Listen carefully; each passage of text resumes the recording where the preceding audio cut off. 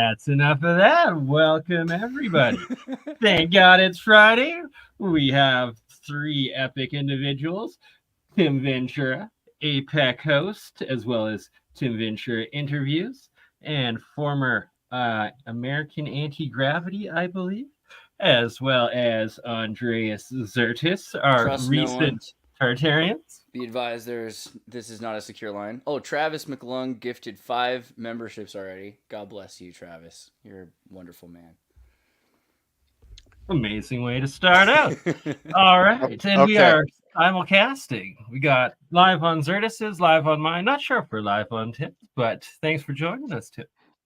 Yeah. Well, so let me bring up some slides. So tonight is a special episode of, let me see, hold on, wait for it. Why you feel screwed.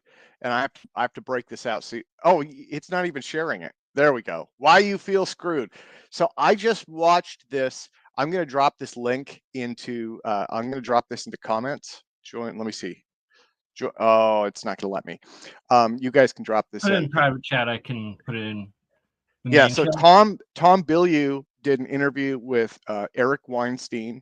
I just completely stumbled onto this on accident. It popped it up in my feed, and I started listening to it, and I was like, oh my God, he is like right on target. So if you're wondering why you feel like society is not working for your favor, this is at least a kind of a good overview. And I can go kind of in depth with it, but so he says a lot. He goes into a lot of things here. And Andreas and I were chatting about it before the show, and we're getting carried away. So I want to drop a couple other graphs in too, and I'll come back to this.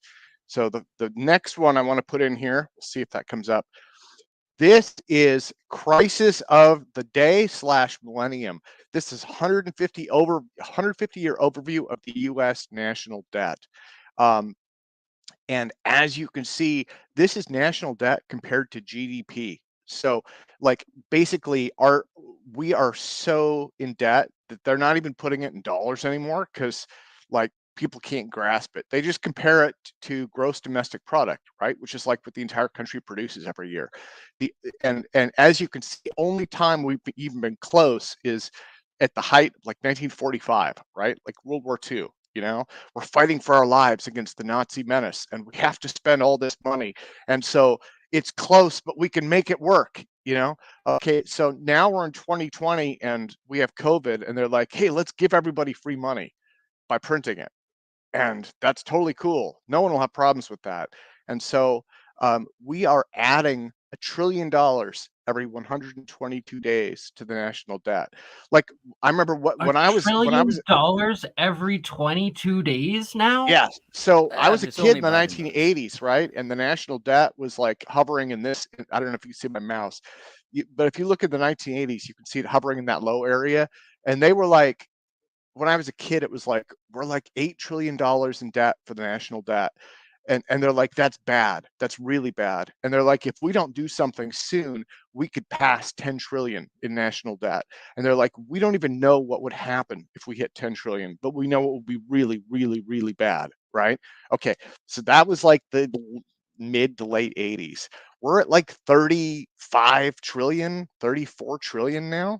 I mean, yeah. And you have to also think about the 80s being like the Cold War. So like this is another war that's going on. It's like and the idea that you're buying out the United States, so at 100% or more ownership of the United States in the post World War II period, I mean, you can see how that affected the GDP. But now we're doing this inverse thing where we have generational debts, right? Where you have 100-year, 200-year, 400-year debts because it's just loaned off on the kids. And this is thought of to be okay because people reproduce, so you can keep making debts on the state because the state can force people to pay debt. That's the definition of a state. It's a legitimate source of violence. So it can make you pay, it can make your kids pay, make your grandkids pay. These absurd Andreas, debts. you are absolutely 100%. And that was one of the things that Weinstein was kind of touching on, was this idea of generational debt. And so if I'm going to blame someone, Weinstein was blaming the silent generation, which was right before the boomers, right? and then the boomers themselves. And I like to put blame on the boomers as well, because they were well intentioned, and as everybody knows, that's the fastest road to hell. So that was part of it. But one of the other things that he kind of touched on was, you know what, I'm just going to zip through here. I'll put this one in. I may have showed this before. Sorry. Okay. Yeah, the power of the purchasing of the dollar. And yeah. Sorry, I'll let you continue before I introduce. I saw a on Facebook. I don't remember whose it was, and it said 2 gold bars would buy you a house in 1910. 2 gold bars will buy you a house now, right? It's not the house or the gold that's changed, it's the money.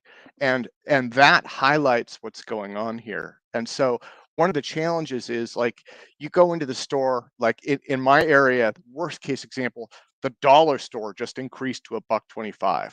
I mean, if there's an example of, that's inflation right there.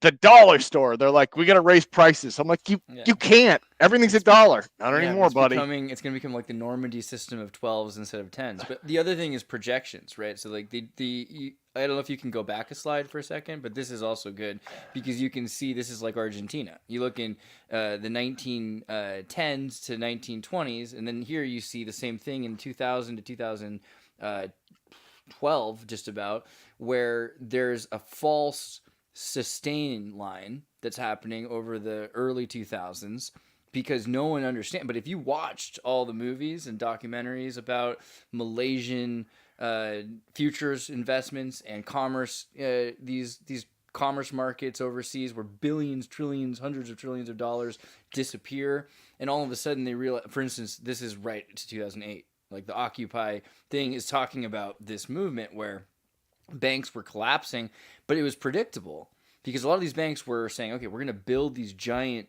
suburbs, right? These huge housing communities. We'll build entire cities essentially. And we're going to get the loans based on shoddy information. We'll get these people that are strawberry pickers in Watsonville and parts of California that are illegal immigrants, or undocumented workers. But we'll say that these are specialists. They're agricultural specialists, and we'll give them these special loans to buy these houses. And when we find out they only get paid $3 an hour, well, then the whole system will have to sort itself out one way or another, right? And that's what led to the 2008 crash in a lot of ways. Okay, so that takes us into graph number 3. Dun, dun, dun. And again, I'm juggling. Is it there? It's not there. Why is it not showing? Oh, I'm on the wrong one. Here, hold on. Graph number 3. Dun, dun, dun. I had to redo the sound effects. Scott, make him get a crypto wallet. Okay, so Andreas, this goes to what you were saying before the show, and this goes to what Eric Weinstein was talking about. So demographic transition, and I have done massive podcasts on this. I've done several. The idea is our ancestors were more agrarian in nature, right? They were farmers, and you want to have lots of kids so that when they grow up, they can help you with the farm work when you're old. And so, America back in the day was pumping out kids. All of these agricultural nations were. And when we industrialized, that started to change. And so there was a book by Paul Ehrlich in 1968 or 9 called The Population Bomb. And he was looking at this increase in population. And Paul Ehrlich wrote this terrifying book. It scared the crap out of the boomers. And it basically, what he predicted was massive starvation, collapse of money, all of this stuff. He said the world is going to be overpopulated and we're all going to die. And that book itself inspired a lot of really positive change, but it missed something. And what it missed was right here, this 5 stages of demographic transition. So as we move from agriculture to factories and white collar labor, people naturally have fewer children. And then, Andreas, what you were talking about with generational debt and things like that, more people are choosing not to have children because it's really expensive, because the social resources aren't there, for a variety of reasons. And so what Eric Weinstein's point was was we need to make society more amenable for babies because otherwise we don't have society, right? Like, and he was talking about a number of different ways that that needs to be, but he expressed conversations that he had had with people on his staff, both men and women, the views that they shared, and again, the range of things was stuff like it's too expensive to have kids, or it cuts into my career path, or I don't have time, the whole nine yards. And so you've got a lot of issues that are cutting into population. And then kind of the dirty little secret about, quote unquote, undocumented or illegal immigration is Right.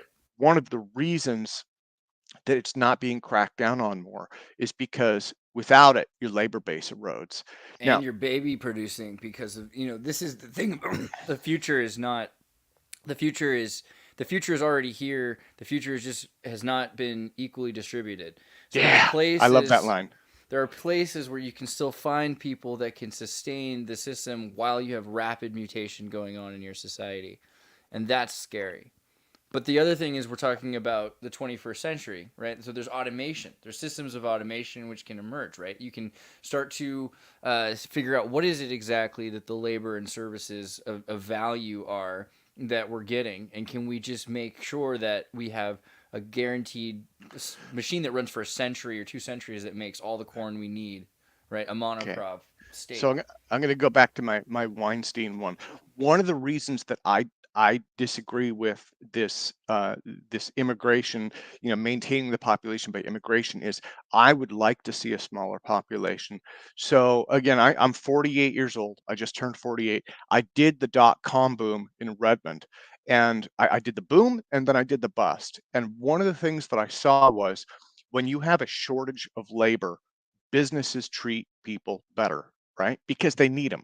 And so when you're in, like, again, in Redmond in 2000, people who were computer savvy, programmers and power users and things like that, business people, they were in really high demand. And corporate America treated them very well. It doesn't mean that you need to pay them twice as much, but it means that you need to take into account the fact that they are buying houses, they are starting families, they are trying to sustain society. And so businesses were helping, right? Like, people made fun of the Yahoo CEO a few years later for putting up a nursery in the Yahoo headquarters, Marissa Mayer, if I remember right. And as I recall, there was this news story about, oh, it's so wasteful for her to put up a nursery and stuff. I saw stuff like that in Redmond. These businesses were saying, we need to get and retain the best people. What can we do to do that? And so at the height of the .com boom, it's like stuff like, I need to work from home 3 days a week because I have kids and my wife is working or my husband is working or whatever. And the business would say, okay, you know what? No problem. We'll set you up to do that, you know? And the interesting thing was when the crash happened, overnight, corporate America went back to normal. They're just like, you want to work from home? Okay, get another job. And now we saw the same thing during COVID, right? It was like, Yeah. it's COVID, we're locked in our house. We really need you to work remotely. You can do it. We know you can work remotely. And then when COVID is over, back to the grind. You don't want to, you're fired. So one of the problems is businesses, like corporate America, is kind of run. I like to think of it as being run with kind of like a dead hand, right? Like Yeah. it's almost like numb. There's no feedback. What the hand does not feed back to corporate America's brain, and so they make really poor, clumsy decisions as a result. And the way that they treat their customers and their employees is like tantamount, to that illustrates exactly why. So this Weinstein video is really interesting. It is worth watching, and a lot of the stuff he goes into is super valid. He also talks about offshoring, which I am not a fan of offshoring, and the reason is that No. breaks the economy. What I mean is, like, okay, if I'm making cars, I need to have customers who can buy the cars. I need to have employees who can, make the cars, right? So I hire the employees, I pay them, they become customers in the local area. That puts the money out there people will keep that, use that to buy my cars, right? You get this loop of money. But when you start to offshore, it's like, oh, okay, well, I'm going to break that loop and send it overseas, and then they will get rich. And that is why the world's 3 largest shopping malls are now in China. Now people make Yep. this case. They're like, well, no, it's okay, it still works if you do the math. It does if you have a trade balance, but we don't. And even if you have a trade balance, who the money is going to, stockholders, is not the same as who the money needs to be going to, The who are middle the class. people making your products. Yeah. So Right? There's Well- no more economic, the trickle down effect, as they call it. so that's my complaining. I'm 48. I'm borderline old. I get No, to get old. it's so true, and it's accelerating now to the point where we've offshored so much, and there's so little actual real manufacturing, real physical productivity in the West, and it's all outsourced to the third world. Mexico's whether doing South amazing America. stuff. Mexico's making all Exactly, kinds right? of cars and things like that. I think the United States already, you have to think about like that map that Tim showed of when the North American trade agreement happened. Oh, Blake's here. Welcome, Blake. Blake, epic. Hey, My God. Is Blake's going to talk economics with us. Blakeonomics. give me a second while I stop downloads so that this goes faster. That's brilliant. For sure. No worries. Thanks for joining us. Yeah. Yeah. Dude. So I'm just, Yeah. Blake, did you see my Eric Weinstein whining session? So I have been consuming, the short answer is no. I've just been absorbing data from the internet for the past week. Yeah. While also chilling the fuck out because apparently I had gotten out of hand. You are out of hand. Yeah, That's we all all Shame know. on I you. had to- You know what? That I is had a to take a week. that is a wag of the finger for you, sir. Hopefully absorbing good material. It's not unusual for a gentleman to lose a week every now and again. I think that's. It's just one of those things where when multiple ones of your wives are like, chill out, you listen. Good balance. Well, we were So- just talking about like population crisis, and I was thinking about Japan because of this, because there's less than it's like 800,000 babies or less were born in Japan last year. So you have to contextualize that kind of question. Within what boundaries? So are you talking about a racial population crisis, a national population crisis, or a global population crisis? So your what would you call it? Your middle class, your established groups of people, right? Not just white people, but like people who have been here for multiple generations. Yeah, Your this middle is class social Americans. economic Western class. middle class. Yeah, It's it's a social economic class, class. which forces you, or it doesn't force you, but it encourages you to have less children. And seems to happen everywhere, anywhere. And that includes that is black people, Well- white people, Asian people, Native American people. It's Wait, And no, in anyone China, in that China's class. population is only dropping. one of those is a race. Only one of the words you just said is a race.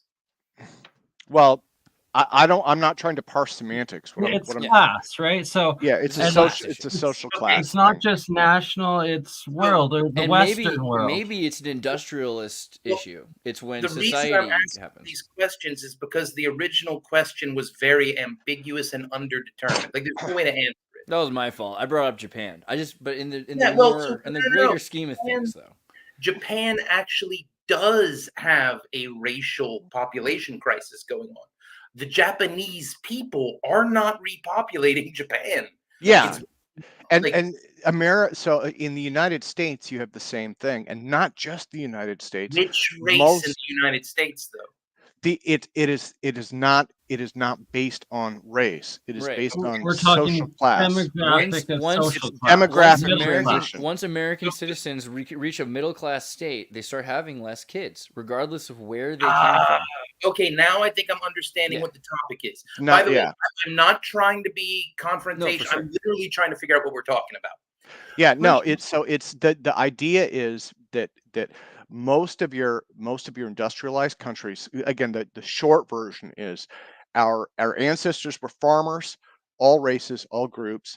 There was an incentive for them to have lots of kids, as education improves and industrialization happens, there is a disincentive to have kids.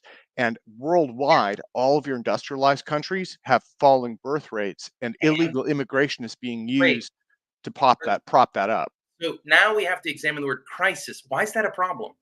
Why is it a I don't problem? think it is. Yeah, neither do I.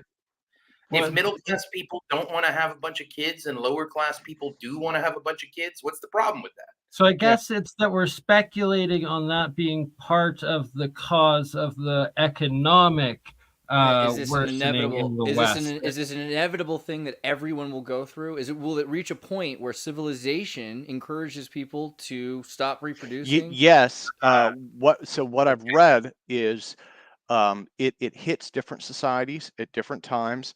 Even Asia, like all across Asia, is already going through the same thing, including large parts, from what I understand, of China, right? Where and they tried so hard. They had the one-child policy and all that stuff.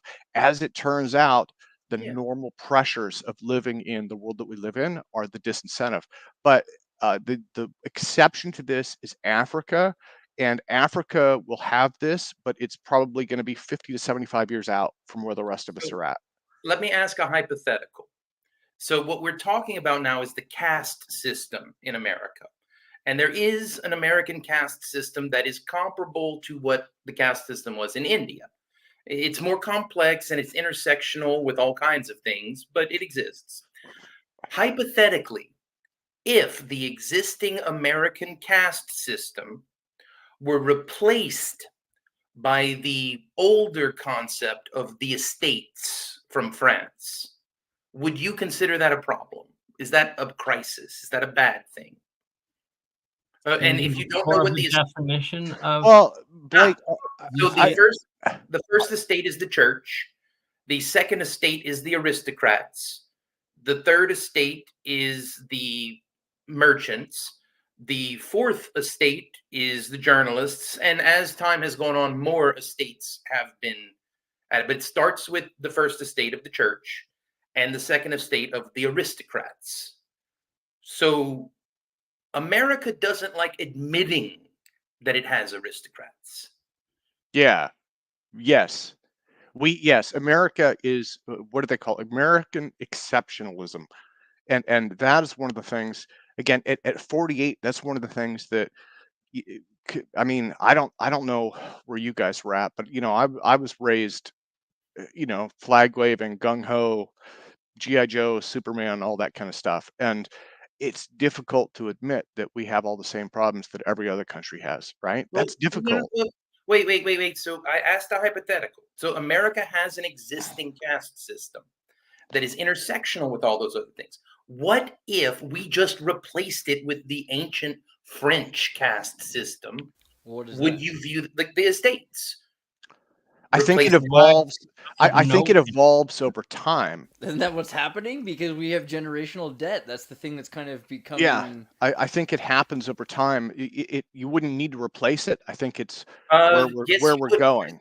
First, second, third, fourth is an ordering of priority. The existing American caste system prioritizes what in the French system is the third rank. In America, the merchants are at the top of the list, with the aristocrats following down behind them, and then you get to the church somewhere down the list. What if we reordered the caste system so we put the church at the top, and that it would include secular humanism or any other atheist faith you wanted to subscribe to, being inclusive, and then the aristocrats, and then the merchants, so that the merchants were subordinate to both the church and the aristocrats? Would you see that as a problem?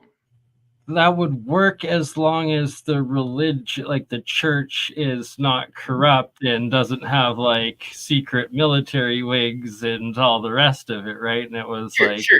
a We're moral- assuming- What we did was we inverted. Yeah, that I don't know. system. I don't We know. replaced- I we don't know. replaced- We replaced the intellectuals with the entertainers. In that, the intellectuals were replaced with entertainers. Right. That's basically what we did in our system. We don't have the church at the top. But we have this sort of secular. Why does religion. there have to be a top? Why can't there just be an equality across all? That's right. Like, didn't that be what essentially going? So, Wow. Bernie, when are you going to gestate and give birth to your first child? When the wife gets pregnant? No. But when will you be equal to her? Yeah. When will you you have be to breastfeed? equal of same capabilities as her? Well, so then You won't. there's So let me put it in. well, Let me be a little. household. I don't know. Wait. I heard about this surgery they can do. So wait, and- let me be a CRISPR, little bit maybe. blunter. Some of us are born aristocrats, and some of us aren't. But it's not everybody wants to some be and a some. There's a very small amount at the top and then a very large rest of us at the bottom. And the True. problem is that they're now there was a middle class that was, something a bit better than being poor and, having a taste But that of was more. only for And like, now the in the middle West, class. the middle The middle class class is is getting the destroyed. No, the Bell no, economy. you though. bring up The a good Bell. point. But that's why the aristocrats aren't at the top. That's why the church is at the top, because the grand majority of everyone has some kind of higher power that they subordinate themselves to. Also, with aristocrats, every now and then, everybody's starving. One of them stands up and says, "No bread? Well, let them eat cake." Oh man, she didn't lose her head. She never enough. said that. That's a Jacobist propaganda. But still, at the And, end of the and day, then next thing you know, it's all she ruined it for everybody. I wouldn't. No, but like if you've been following my tweets, Sasha Lucioni, one of the research scientists at Hugging Face, was recently going, "Oh my God, what are we going to do about all this wealth inequality?" And she is French, and I'm like, y'all remember how to build guillotines, right? Yeah, in France they still have rules like every castle. There's like a week a year or so that everyone can go anywhere. You have the right to walk on people's property. It's pretty weird. Yeah. Works out though. But then they also have like a music festival that at the end of the night the police will come out with shields and swords and start banging on them and just say go inside. Like they have a certain amount of permitted freedom. But I think also the economy, the Bell economy existed because the aristocrats or whoever you want to call the Rockefellers, right? Like they could be called, because America loves the city of self-made men. But you've got this Bell economy so that people can buy things, and it accidentally created a power faction, and so they removed the Bell economy from the equation, right? Because it was too dangerous to the status quo. That's what it feels like. So the reason for this hypothetical, I'm not just trying to give an education on ancient French politics. If you realign the caste system in that way, the population crisis disappears because there is no group getting depopulated anymore. Yeah, ultimately, we need to just get rid of the caste system. The article I have up right here came out yesterday, and it's in Canada. The secret RCMP report warns Canadian government to expect civil unrest once citizens realize how totally screwed the economic situation is. The national. The thing is with Canada, because Bernie, because your people are so polite, it takes a while to realize how screwed you are. Because Trudeau is pretty good at sugarcoating things. Here in the United States, they're just like, it's all over, you're done. But in Canada, he'll soften things, right? And so you don't realize it's all over for a while. Came for the Newfoundlanders. I said nothing because I wasn't a Newfoundlander, eh? That's no. That's the way it's gonna go. So, let me bring up a current events thing. Have any of you been paying attention to which countries America has been invading in the last few weeks? The last few weeks? Yeah. No. Who are we invading now? Africa, or are they putting more in? I really feel bad. Out? I don't have a quick segment every week that's just like who we're invading. We need that. We need you know what? Yeah, we need that. Like who we're invading? Haiti was the most recent. No, really? We're invading Haiti? We invaded. No, we are invading. We finished. We invaded Haiti. Haiti is now occupied territory. Really? I did. God, that was not in the news. I heard that they were planning something, but that I have no idea about Haiti. What? So Haiti began rioting. We were talking about Haiti began rioting, and then in order to send humanitarian aid, America put U.S. Marine Corps boots on ground.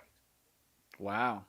But that's also because it's interesting because there's been all this. There has been news about Haiti and about their Jim Barbecue, and he's got like Freemason medals and just crazy symbols and stuff like that they've been showing in the news right before this. So that's interesting. So why now? Because we didn't last time we were in Haiti was like 1915, right? Like That's we practice. just it's what is the? I mean. Is it just practice, or is there like a strategy thing that they want to control? Israel's Haiti? next. Well, or Palestine. Well, we're already in Palestine, aren't we? We're definitely not going to land on the beaches of Israel. We're going to go through Rafah. Yeah. I heard that that's what's going on, is that we're going to go build something in Palestine, and then there's Marines. Is that what's going on? Has that happened yet? Are we in Israel or Palestine? So there are very tense negotiations happening currently. Wow. The United Nations has passed a binding ceasefire agreement that China and Russia are prepared to send in troops to enforce. The minute China and Russia go in, America's going to have to go in to save face, if nothing else.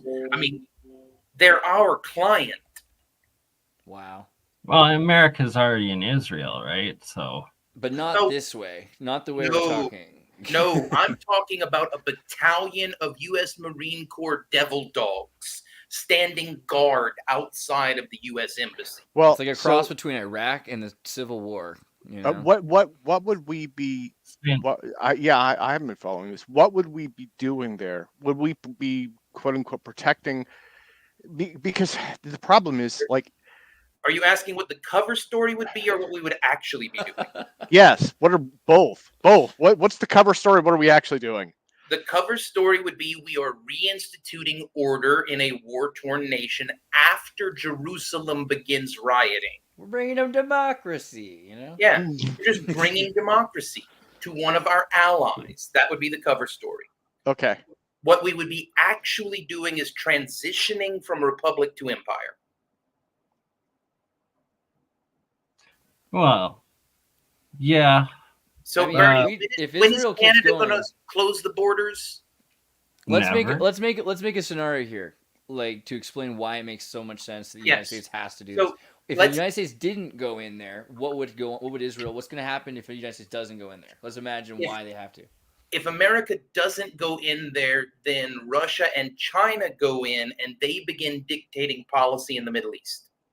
Well, I just don't see Russia or China putting boots on the ground. That's because you haven't been reading the press releases. China is very much so saying they're going to put boots on ground. China's got more women in the Chinese army than there are people in the United States. They got surplus people in the army to go places if they really want to. Yeah. No, the UN just said invade Israel if they keep bombing Palestine. And that to me, that's this. And I cover stuff like this, and I've tried to stay out of it on my podcast because it is confusing. So again, as kind of a boilerplate, right? You can use me as your litmus test for kind of dumb average Americans, but like as kind of an average Joe on the street, I was raised to believe Israel is our friend. We're supposed to support them. They, you never say anything negative because of the Holocaust and World War II, right? And so it's like that was my upbringing. And so Tim, what's happened lately is confusing. It's just confusing. Let me ask you a question, and I'm going to use two very technical terms, so understand them in the technical sense. Okay. Is Israel our ally, or is Israel our client? Client. More of a they're client. based off of 400 billion. I'd like to define here, right? client a bit. Yeah, maybe. client. But I get what Blake is saying. An ally would be like, we are partners moving forward together. What we are doing is more of supporting them because, in theory, they create stability in the Middle East, and because everybody feels bad about World War II and all that stuff. So I can give you a working definition of the two terms as I'm trying to use them. Allies are two powers able to hold their own ground who work together for mutual benefit. One might be stronger than the other, but if the alliance breaks, neither nation is in danger of stopping existing. A client relationship is when one powerful nation safeguards the existence of the other nation, and without the protection of the stronger nation, the weaker nation ceases to exist. Yeah, and that would be fair, because I would say, based on everything that I know, I mean, Israel is surrounded by cultures and powers that really do not like them, and they have their own justifications, right? Ooh, It's all very this up, Bernie. complicated, but yeah, Yeah. You know that feeling where like Blake is talking and he's using like literally definitions, like legal terms, and these matter. You know, that's the thing. People will often use words, and that's why I wanted to have your definition. I appreciate that, Yeah. Blake. So let me Because give you this an is an example. international political scientific term, a client state. Yeah. This is a real thing. To give you an example of a time when we made an alliance and it did not work out well for us, you only, like right there, Persia. In the 60s and the 70s, we made an alliance with Persia. And we, through rather shady means, installed a leader of our choosing. But at no point did we make Persia our client. We never put boots on ground. We never tried to control what the Shah did. We just installed the Shah and made an alliance with Persia. yeah. Then the Ayatollahs revolted and we lost the alliance. What At about Canada? Where does Canada fit into this? Oh, we're straight subordinate. We're like the 52nd. That's right. Eat it and like it, Canada. Eat it and like it. Your king is king. I can't even believe it. But King no Canada- denying it. So Canada, it depends on what Sorry. part of Canada you're in. So there are portions of Canada that are basically England. There are portions of Canada that are basically France. And then you have the rest of Canada, which is like America light. Yeah, I'm in Alberta. We're like the Texas of Canada. What's Bunch of what's oil what's and the Vancouver area? conservative. Is that British, or is that Yeah. is that Well, British America light? Columbia. Vancouver is new Croatia, I like to think. It's kind of And then you get It's a pretty liberal. It's actually known as Vancouver now, so I think it is probably owned and operated by China. Yeah, and it's what That's true. So the Chinese government went into Canada and got all these 100-year leases of huge areas, which is pretty interesting. Yeah, but then you have Newfoundland and Quebec, which are basically France. And so Canada's a mixed bag. But the minute American tanks roll north, that all changes. I don't think that'll actually happen, because I think Canada knows that the minute American tanks roll north, it's all over. And Canada would very politely ask us to stop invading. They will say, please stop invading. Am I wrong? It makes us feel uncomfortable. And then we would feel so bad about it, we'd have to. Isn't North America kind of, though, like, I feel like North America really is kind of almost one country at this point. Like, George Bush and his cousin Vicente Fox signed that thing, right? Mexico less so, but Canada 100% Mexico? is the vassal state of America. Do not underestimate Mexico. No, that's a very interesting point, because that brings us away from America's rise to empire and more to the upcoming American Civil War. So Texas has closed their border with Mexico and has begun instituting very aggressive and violent deterrence mechanisms for any refugees approaching the Texas-Mexico border.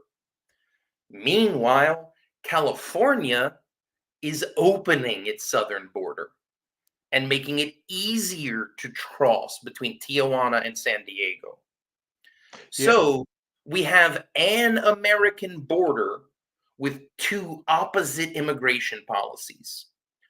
What happens at the border between California and Texas? Well, interesting. Blake, you know what? I was just in an email chain touching on this. You've got this left-right Republican Democrat split, and it's already starting. And I'm not going to name names, but big email list that everybody in our community is familiar with, and they were fighting about Republican versus Democrat again. And my heartfelt belief, I swear to God, I believe this 100%, is both parties are wrong. both parties probably should not exist. I do not like the Republicans or the Democrats. And my reasoning is neither party is focused on stuff like the 34, 35 trillion in national debt. They're fighting over stuff like transgender rights. Now, I'm not against transgender rights, but compared to 34 trillion in debt, it's not on the scope of things we need to solve, right? And so my issue is that both of the political parties pull people towards the extremes so that they can polarize them, and they're fighting over things that do not matter just to basically distract people. Well, so let's talk about the debt for a second, because one of the things that gets confusing is when we are talking about the national debt, we use the same language as we use for credit card debt. And just at a mathematical financial level, they don't work the same. Yeah.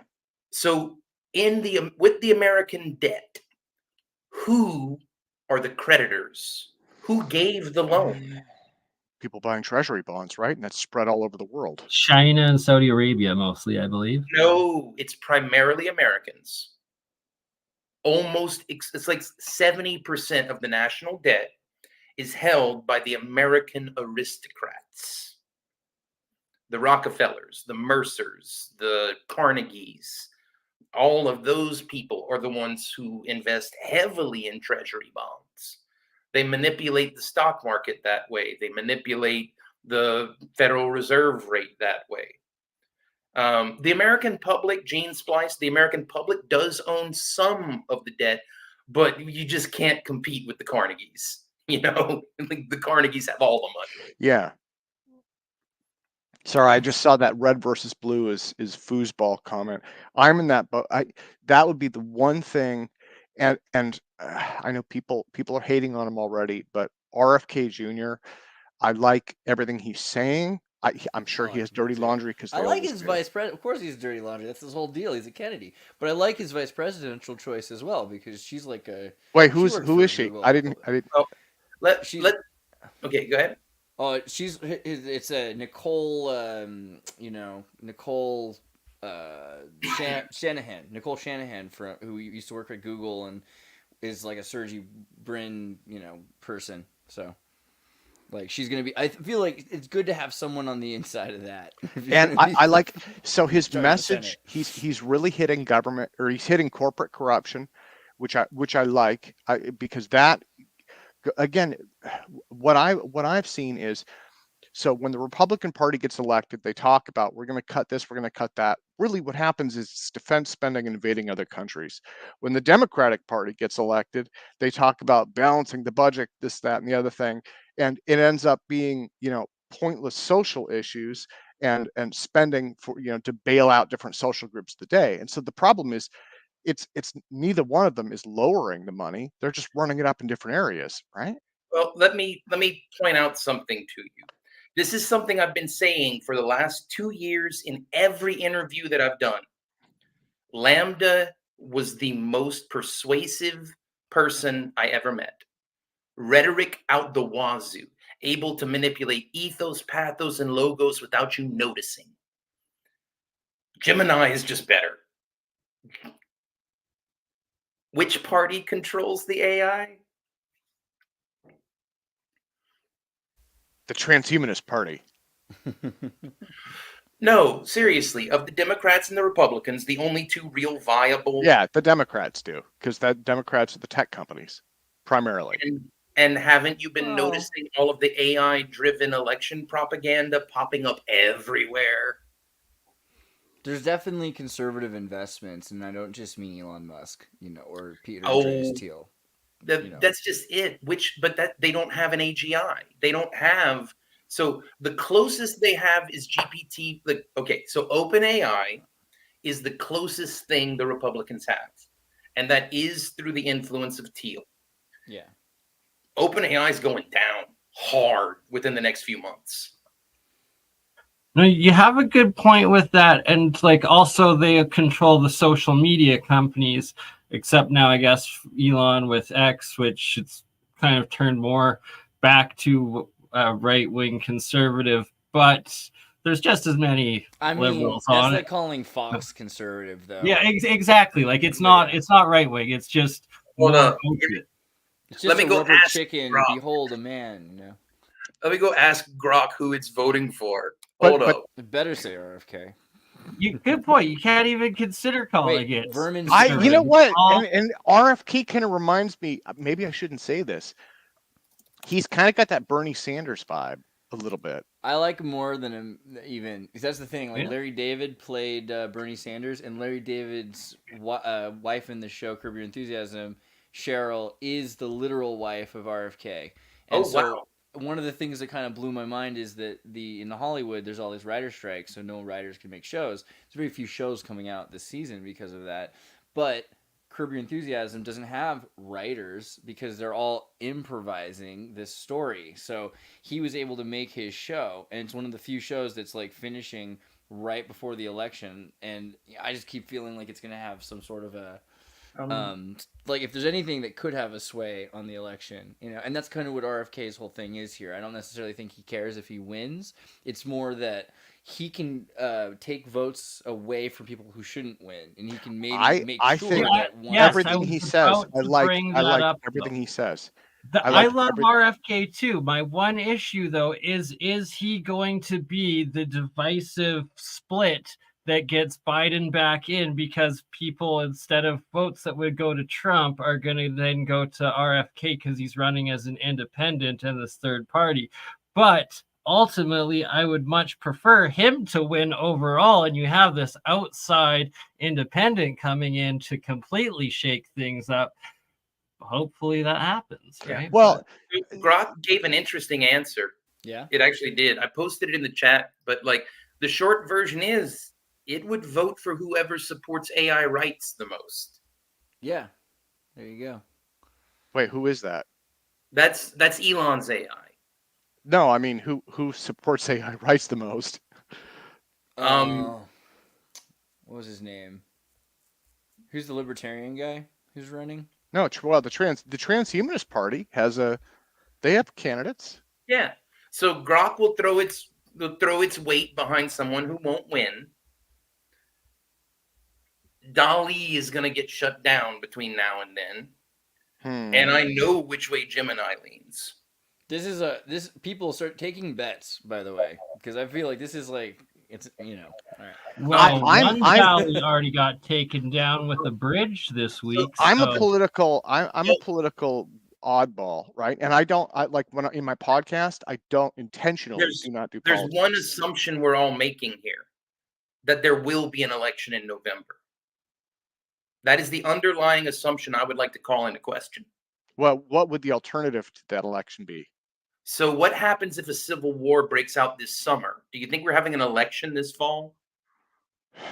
Wait. Or If what there's if a the civil election itself whose becomes side- the How do we determine?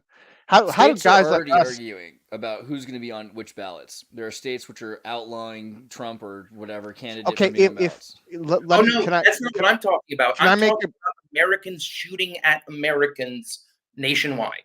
If we have a literal civil war break out this summer, are we going to have an election this fall?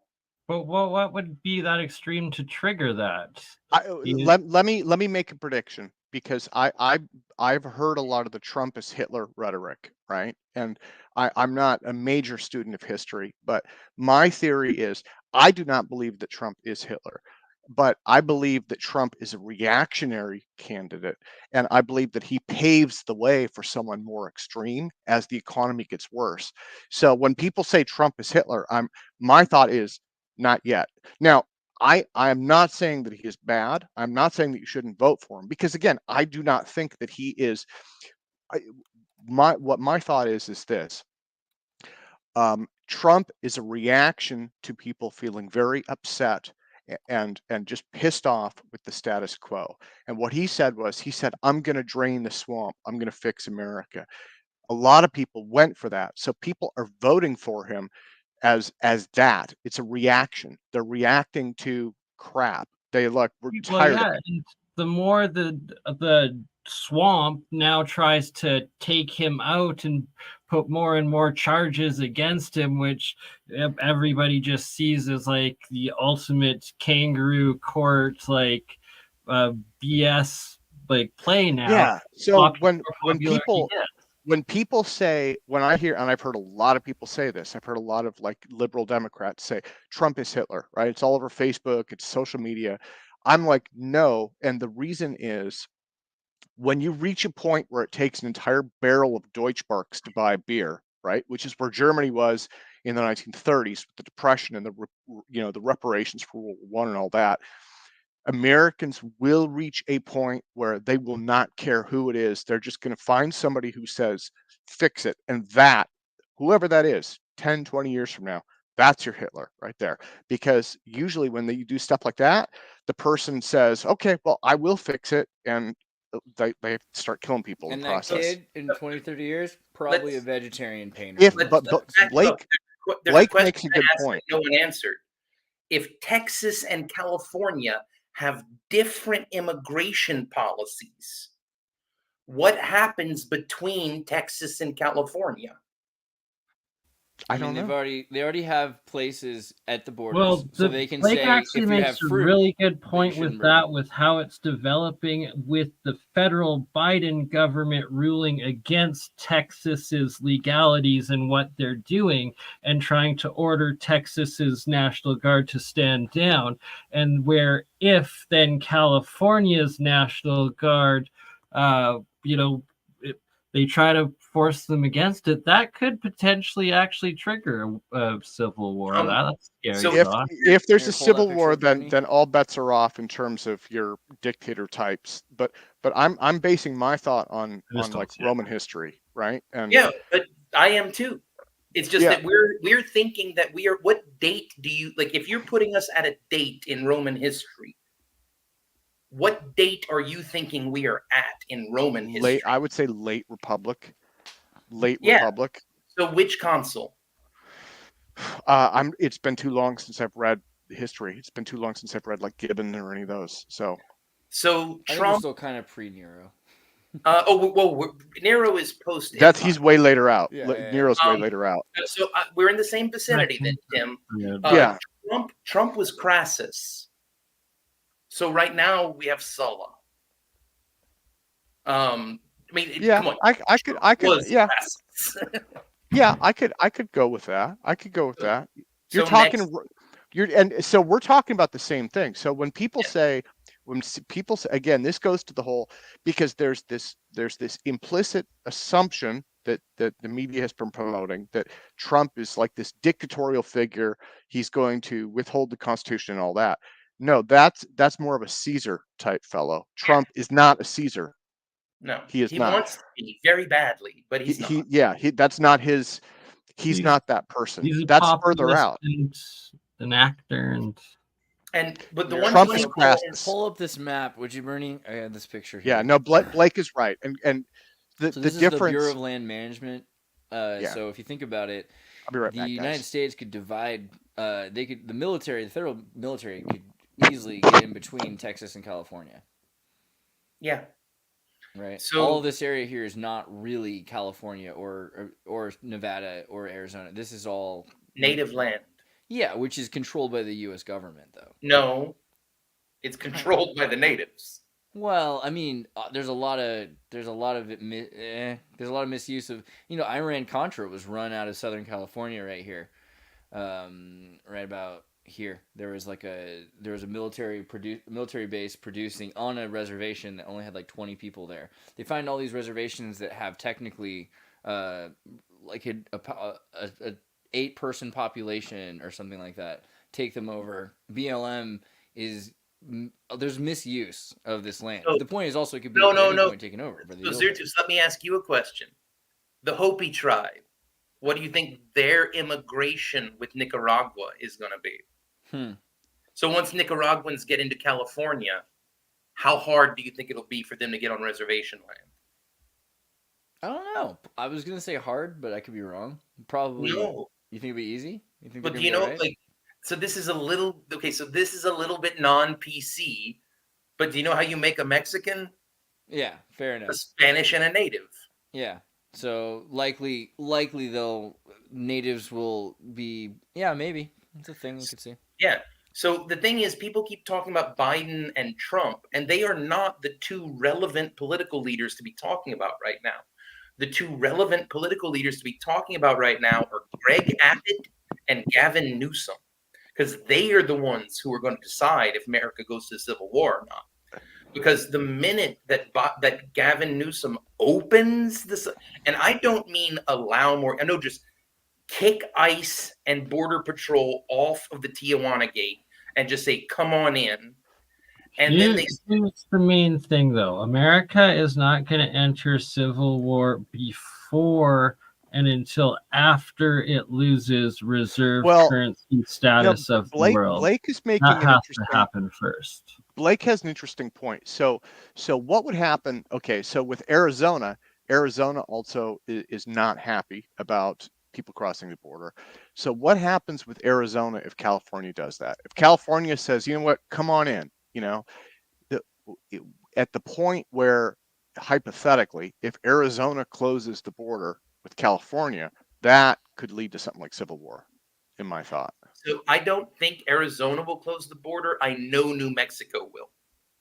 Yeah, isn't it something like all of the Republican states back Texas's actions, and then all the Democratic states are against it? And is it like 25-25? So New Mexico is wild. Again, with the military bases and not just Roswell. And then look at the border. Again, it's a complete, like the whole border is BLM land. It should be pretty easy for them to do this, especially if they wanted to move in troops. The other part of this is, because I've been in the real estate industry for the last 13 years, most of your wealthy conservative people, I won't say most, I will say a lot of your wealthy conservative people are moving to Texas because it supports their values. And in fact, the Texans are complaining because those people aren't nearly as conservative as people who live there. And so they're saying, we're being flooded by Californians. Okay, those are conservative Californians who are fleeing California. And so again, what you're seeing this widening schism between red and blue. And for me, that is why I love RFK, because he is the only voice out there who's saying we are all in this together, right? Yeah, I don't know if I see it as a widening schism, because you see, like as you just said, these people who are too right wing for California or too conservative for California, but they're still left of Texan. So when they go to Texas, it's just making more Austinites, like these kind of, there are leftist Texans, right? So this is actually broadening that. I think it was what's that called, that New Leaf Market or whatever, Whole Foods came out of Texas. Like they have that. So it's making kind of, and then in California you have then what's left of the left. I've seen the Rotary Club, these like businessmen who all think they're Democrats, they're supposed to be leftists, but they're the conservatives of the town. So eventually you end up, I think we're gonna get purple really quick. Well, hopefully.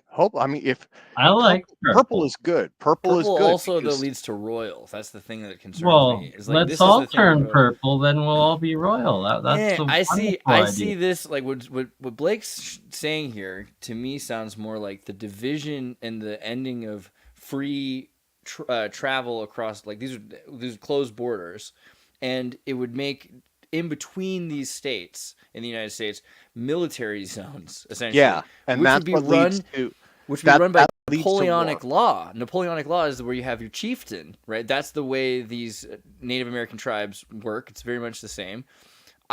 Blake loves it. I guess it can't be all bad. So, hold on. There was a comment I threw in earlier that we kind of just zoomed past that I want to revisit. When I was talking about the French estates, I mentioned to Bernie, some of us are born aristocrats and some of us aren't. How much do any of you know about the Lemoyne name and family? Very little.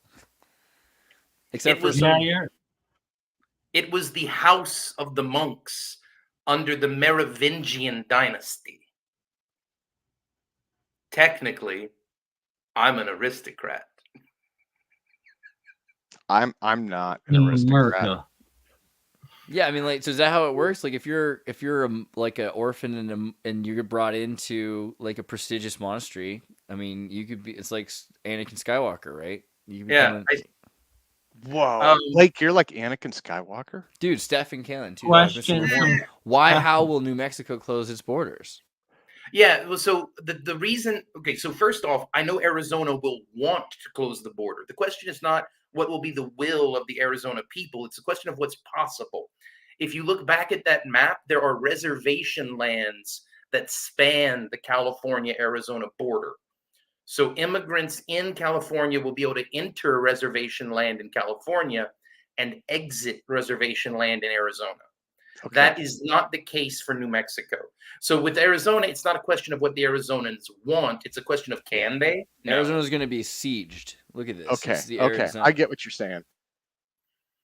Look at how yeah, nuts this is also, because you have to understand, like Utah, Nevada, this is crazy amount of military presence, and eventually, we call this Native American land, but I don't know. I mean, is Salt Lake City really? The other thing that I wonder if this leads to is in Rome you had the plebeians and the patricians, and only the patricians could vote, right? Something along those lines. yeah. If you have and maybe this is why, because from what I've heard, there's a push for everybody who lives here to be able to vote. Maybe that is a quiet push against that system. But if you have enough undocumented people coming across the border, you're going to end up with a system like that, right? Armed undocumented people, But heavily armed. But even if they're armed, the whole idea is those voter rolls of, you're a citizen, you're official, so you're on those voter rolls. Those are your patricians in ancient Rome, sort of, kind of. And then your undocumented folks, or illegal, or however you want to describe that, those would be your plebeians. We're already seeing that because your plebeian class in Rome was doing your manual labor. They were doing your agriculture and stuff like that. And your patricians were your intellectual, your merchant class, right? Sort of, kind of. I don't know if I'm close, but No, you're tracking. Myself, I am a big fan of democracy, like actual Athenian democracy, and I think you can layer that on top of a Roman-style empire, and it still works. you know what, Blake? That is an amazing idea. I have wondered if computers might empower true democracy in a way that the founders weren't able to envision, because back then, to be able to vote, right, you had to take that vote and run it by horse across the country. And Yeah, but the one problem with this, to me, not the one, but one that gets me. So, like, Google is, I will ask things, and most people ask worse things, I'm sure, to a search prompt. Then they'll say, like, they'll ask questions that they'll never reveal to a priest about themselves. This thing knows so much about you. And so it's not just that you're voting on issues anymore, that you are electing to vote on issues. This is something that studies you and knows your fantasies, your sins, your perversions, your hatred for people, your discriminations and things like that. And all of those things that you're maybe not wanting to make choices on might influence a system that is saying, oh, well, all kinds of people right now really just hate each other. And so maybe we should just have a bloodbath, like a purge thing, to make everyone happy. Because it looks like that tested well subconsciously. Yeah. So here's the thing. No, so that is exactly how a lot of people think. Pray not. However, who These is are the president? scenarios that run through my head. Who is president currently? Joe Biden. Would Joe Biden allow that to happen? Or would he deploy the 82nd Airborne into Texas? God only knows. The man's worried about ice cream reserves. I'm not sure, but maybe. This takes us to the other question of whether, here's my thought, my understanding, which may be naive, but Trump delegates. We'll use the word delegate. So Trump is probably not making most decisions himself. A lot of presidents aren't, right? They have cabinet officers who do that, but Trump definitely is delegating the specialized stuff. Biden most likely is too, and in Biden's case, I believe, I get the impression that he has serious health issues. That's just my feeling. You're not wrong, but let's say that he is delegating. When Trump delegated to the military stopped following Trump's orders. By the end of Trump's term, the military was refusing to follow the commander-in-chief's orders, because he did try to deploy the military during the George Floyd riots, and they said no. They just That's a good point. Yeah. Now, look at the current Joint Chiefs, and in particular, look at the Commandant. Do you think the current U.S. Marine Corps Commandant would hesitate to deploy in Texas? I don't for know. a minute? I'm not sure who the. He's the man who planned the Battle of Fallujah. He is one of the harshest and most to the point Marines on the planet. And he is a man of honor who would not want to see his nation in flames. See, and that's the thing General that gets Eric Smith. That's the thing that gets me is what I've, and you know what, I did a bunch of podcasts with, I forgot his name, but he's a political science. One of the things he had said is Americans, no matter how much we distrust politics, we trust the military. And he said that's a traditional thing. That he used that as one of the reasons that people went for Caesar. He said that goes back thousands of years. People trust the military far more than they trust the politicians. And so I don't know. The people in our military that I've met are good, conscientious, thoughtful, red-blooded Americans. They are not out for one party or another. And so if my thought would be, if you ask them to deploy in the United States and kill Americans, I couldn't see them doing that. No. You're not asking them to shoot to kill. What you're asking them to do is engage in peacekeeping maneuvers. Martial law. Well, how do we? Well, and that's a requirement of, like Baltimore. Remember? Yes. Yeah. And that's just it. Normally, that's the purview of the National Guard. However, in a Civil War scenario, the National Guard has been compromised. So you have to deploy the active duty military. And I do believe that he would take leadership. Like when Biden asked, what do we do? I do believe he's the one who would step up and say, we send in the Second Fleet. We send in the Devil Dogs. We send in fast teams. We suppress violence and we restore order to the streets of America. No, Blake, now, what do you think about that? What is your thought on that happening? Oh, I think that we would have a very low body count. I don't think many people at all would die because the liberal states would just go, no. And the conservative states, as big of a game as they talk with their prepared militias, do not stand 5 seconds in battle with the U.S. Marine Corps. Again, turning back the page to Rome, definitely. And this goes to collapse. Greer talks about this. I forgot his name, but you might know. I could find his name. There's a fellow named Greer who talks about, you know what, I should get him on this show. In terms of collapse, one of the things that he said is it's not when people, and this is, I think for me, this is really important. When people visualize collapse, like Rome, I do this too. We're like, okay, it's there, something bad happens, the barbarians invade, it's over.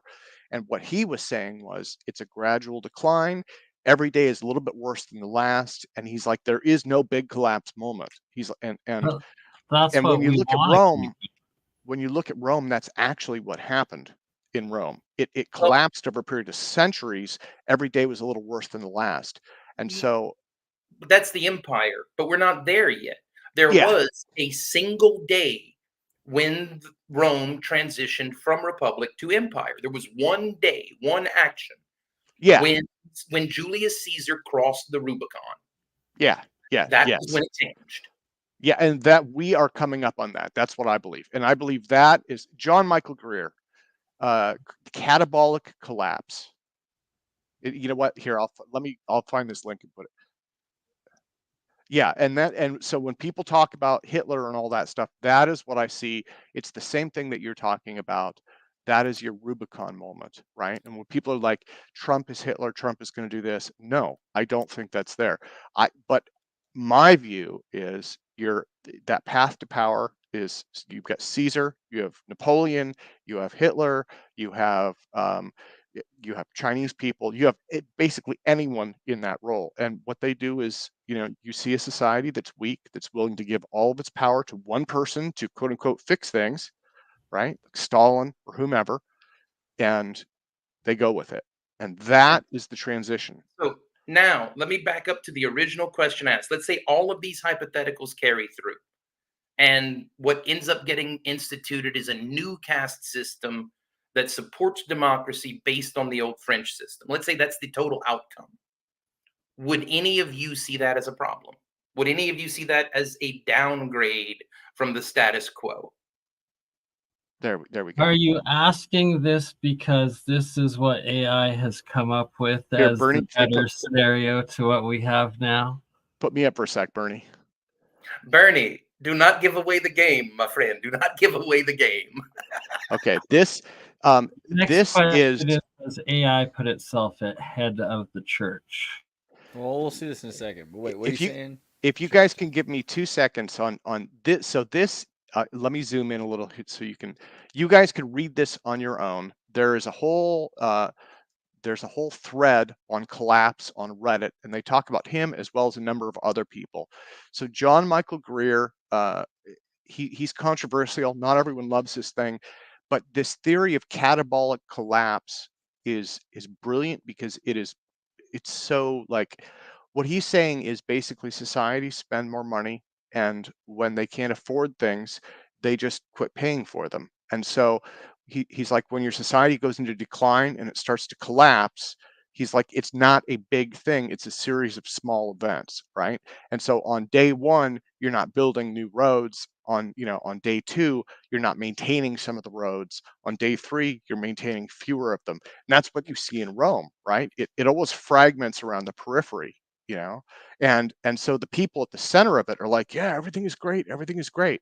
Well, the people at the edges are no longer part of the empire. And so this idea here, and Greer, he could definitely rework this. He wrote this years ago. It is not perfect, but it is a really elegant overview of how societies collapse. And Blake, I think that I don't know if you've had a chance to read through his stuff, but if you have a chance to read this, you probably get into it. It's not perfect, but it's pretty darn good. Yeah, so I've looked into some of the main thing is I haven't studied so much the fall of the empire because I've been much more concerned with ensuring that the transition from republic to empire goes smoothly. I'm just not all that worried about the eventual collapse of the American empire, which does not yet exist. My thought would be in terms of transition, and again, I think I would agree with you. I think that we're coming up on a transition from republic to empire. I have friends who are military planners, staffers, who believe the same thing. They don't like it. Nobody likes it. But the idea is, as the right and the left become more extreme and more polarized, as our legislative bodies become more gridlocked, as our debt becomes deeper, it gets harder and harder and harder to do things, right? And at some point, and I don't know when this is, somebody is going to step up and say, I'll do what it takes. Wait, And that's your Caesar. we That's finally transition. full circle back to economics. So let me ask you a question, Tim. Is the US dollar a grounded currency or a fiat currency? Fiat currency based loosely on oil and also the military power of the US, right? Labor. So one of my drill sergeants had a saying. He was this 11 bang bang infantryman who was a genius, 4'11", most vicious human I've ever met. He was a ball of humor and light when he was in a good mood. And he gave us an economics lecture once. He said, some people say that American dollars are fiat currency, that there's nothing backing them up since we left the gold and silver standards. That is a lie. The US dollar is backed by the full faith and credit of the 82nd Airborne Division. If you stop accepting dollars, you start accepting troops. Yeah. Right. Yeah.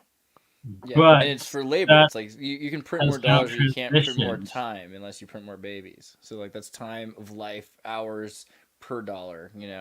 Yeah, it's the dollar it's a fiat currency, but it's backed in power. But this is actually a huge key point, and it's that 2 years ago, when Russia invaded Ukraine, that has now stopped and accelerated the de-dollarization because there will no longer be the risk of American troops invading because Well, so in the scenario that I'm talking about, this hypothetical, America's getting the fuck out of Ukraine real soon. yeah, Because hopefully. ISIS using eastern Ukraine, backed by the Nazis in Ukraine, to launch terrorist attacks against Moscow. No, that is a bridge too far. We can't back a country that We is gotta harboring- stop doing that. We can't do it again. This is come on. Enough is. Agreed. When are we gonna Well, stop doing that's it? if they can prove that would be an off ramp, right? A political off ramp. Yeah. That would be plausible. You know what? We backed you, we supported you, but we can't go. And I would not disagree. I think it is. I think there are large groups on both sides that want out. They just don't know how to get out. That would give them an off ramp. Yeah. And but basically you end up what ends up happening in this hypothetical scenario is the world gets divided up into three great empires and a handful of independent states. You have the American Empire, the Russian Empire, and the Chinese Empire. And then some countries like Nigeria are strong enough to stand on their own and would not choose to be a client of any of those. And, like I don't see anyone intentionally invading a country that doesn't want their protection. But let's say hypothetically in this scenario, America turns to Europe after giving Ukraine to Russia, just going, here, Russia, you can have Ukraine. We then turn to Poland and ask, would you like us to leave or would you like to start paying for the military protection we're providing? What happens then? All of Europe very quickly becomes our client. Yeah. Well, I mean, what are your?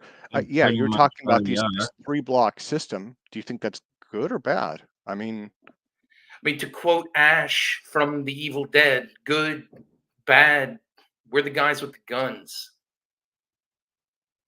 That's just it.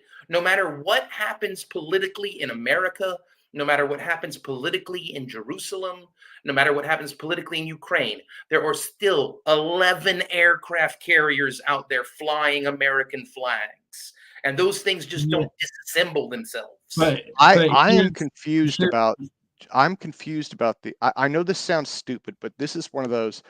It is the what's happening with Israel and Hamas right now is frying my brain in so many different ways. And one of the things I never thought.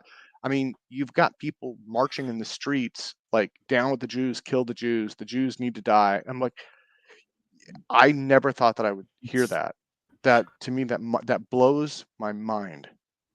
This entire thing is confusing to me. There should never be hate speech or genocide of either side, right? Yeah, I would. Going both ways. Can you bring that back up? I'm actually not familiar with Nasara. Nasra, Gasra, So Nasara and Gesara are kind of this idea of debt jubilee. This idea that there is an inevitable. Okay, so National Economic Security and Recovery Act, NASARA, is a set of proposed economic reforms in the United States suggested during the 1990s by private citizen Harvey Francis Bernard. Bernard claimed that these proposals, which include replacing the income tax with a national sales tax, abolishing compound interest on secured loans, and returning to bimetallic currency, would result in 0% inflation and a more stable economy. The proposals were never introduced before Congress, but since the early 2000s, NASARA has become better known as a subject of a cult-like conspiracy theory, blah, blah, blah. Actually, there's a lot of evidence that in 2001, on September 11th, when they were planning on enacting NASARA, Gesara, that instead Enron's computer systems and a lot of credit card systems were destroyed in Tower 7, right? So there's already a wiping out of debt. But I guess it's kind of the idea of a jubilee. Yeah, so there will be a debt jubilee, I think. I don't think it'll happen that way. We've already talked on a separate podcast about what I think is going to happen to the U.S. banking system. Right. And I think we're going to have to transition to a crypto-based system backed with stronger ID protections after the major U.S. banks fail. Yeah, I would go with that.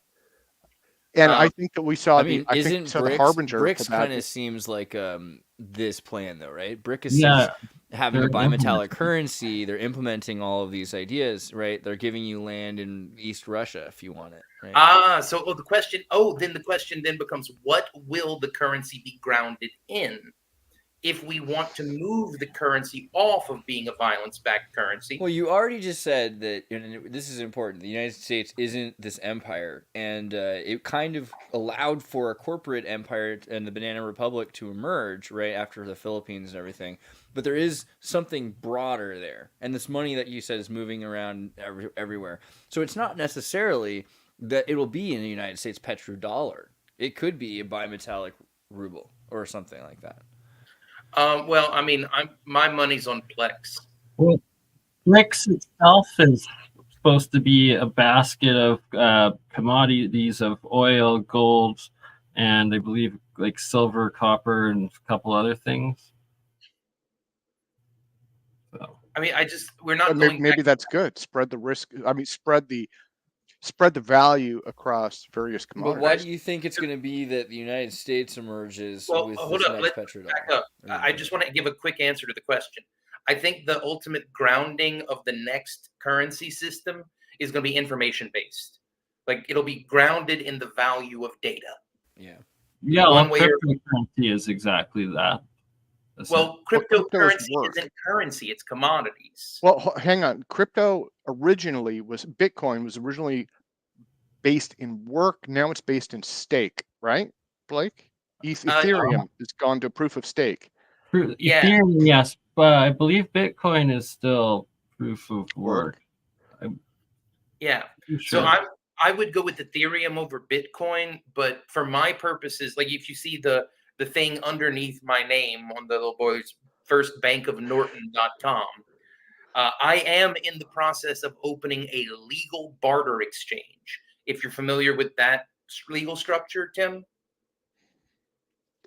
Yeah, I'm sort of trading, right? Is legal barter trading? So currently, all cryptocurrencies are currently classified as commodities by the Securities and Exchange Commission. And they are traded as commodities, regulated as commodities. You buy them and sell them like you would buy and sell commodities. They are not currencies. You cannot transfer them through the wire transfer system. However, there is a different financial instrument that is not very well known, and that is barter exchange tokens. It is a completely legal financial instrument, which is a pseudo-currency. It acts and behaves the same way as a currency, but it is only spendable within the network. However, you can exchange it back and forth for US dollars. Okay. Get it out of the network. So it behaves like a currency, but it is not a competitor with the US dollar because it is not a universal. You can't pay your taxes with a barter exchange token. Like video game tokens. Oh, but video that's game the difference, like in not Ecuador, Honduras, or somewhere down there. You can El Salvador. It's El Salvador where they've officially made Bitcoin legal tender. Yeah. Well, so importantly, in the United States, you can transfer barter exchange tokens via wire transfer. It does not have to go through the credit agencies. Gotcha. So any banking failure caused by the credit agencies, barter tokens would be immune from any harm. You would still be able to freely move those in America. And if you combine that with a bank run, people will just dump their money into the barter exchange token. I get what you're saying. Yeah, absolutely. Now we tracking. Yeah. So how far, in your estimation, how far into the current crypto bull run are we? I mean, so I think here's the thing. I think Bitcoin's going to do okay. Like, I think the commodity-based coins will do okay. It's just they're not going to do as well as a legally verified barter exchange token, which is what I'm building. And I'm going to ground it, and I'm going to ground the value of my barter exchange token in the value of EVE Online's in-game currency, something which has inherent value. Yeah. Yeah, there's been some interesting, like, the first mover crypto gaming or games that it's like Let me see if I it's can hard find to it. get a sustainable one, I guess, kind of. Or it's interesting, right? Because it's like the I mean, seen a lot of them go like big and then bust, and then to build a community and economy within it that's stable, and it's interesting. It's process. It's happening. EVE Online has been stable for about 20 years. What about it's like in-game crypto though? How long But is that? that's just it. The market, the market internal to EVE Online is a security hash. Like, it is as complex as the New York Stock Exchange.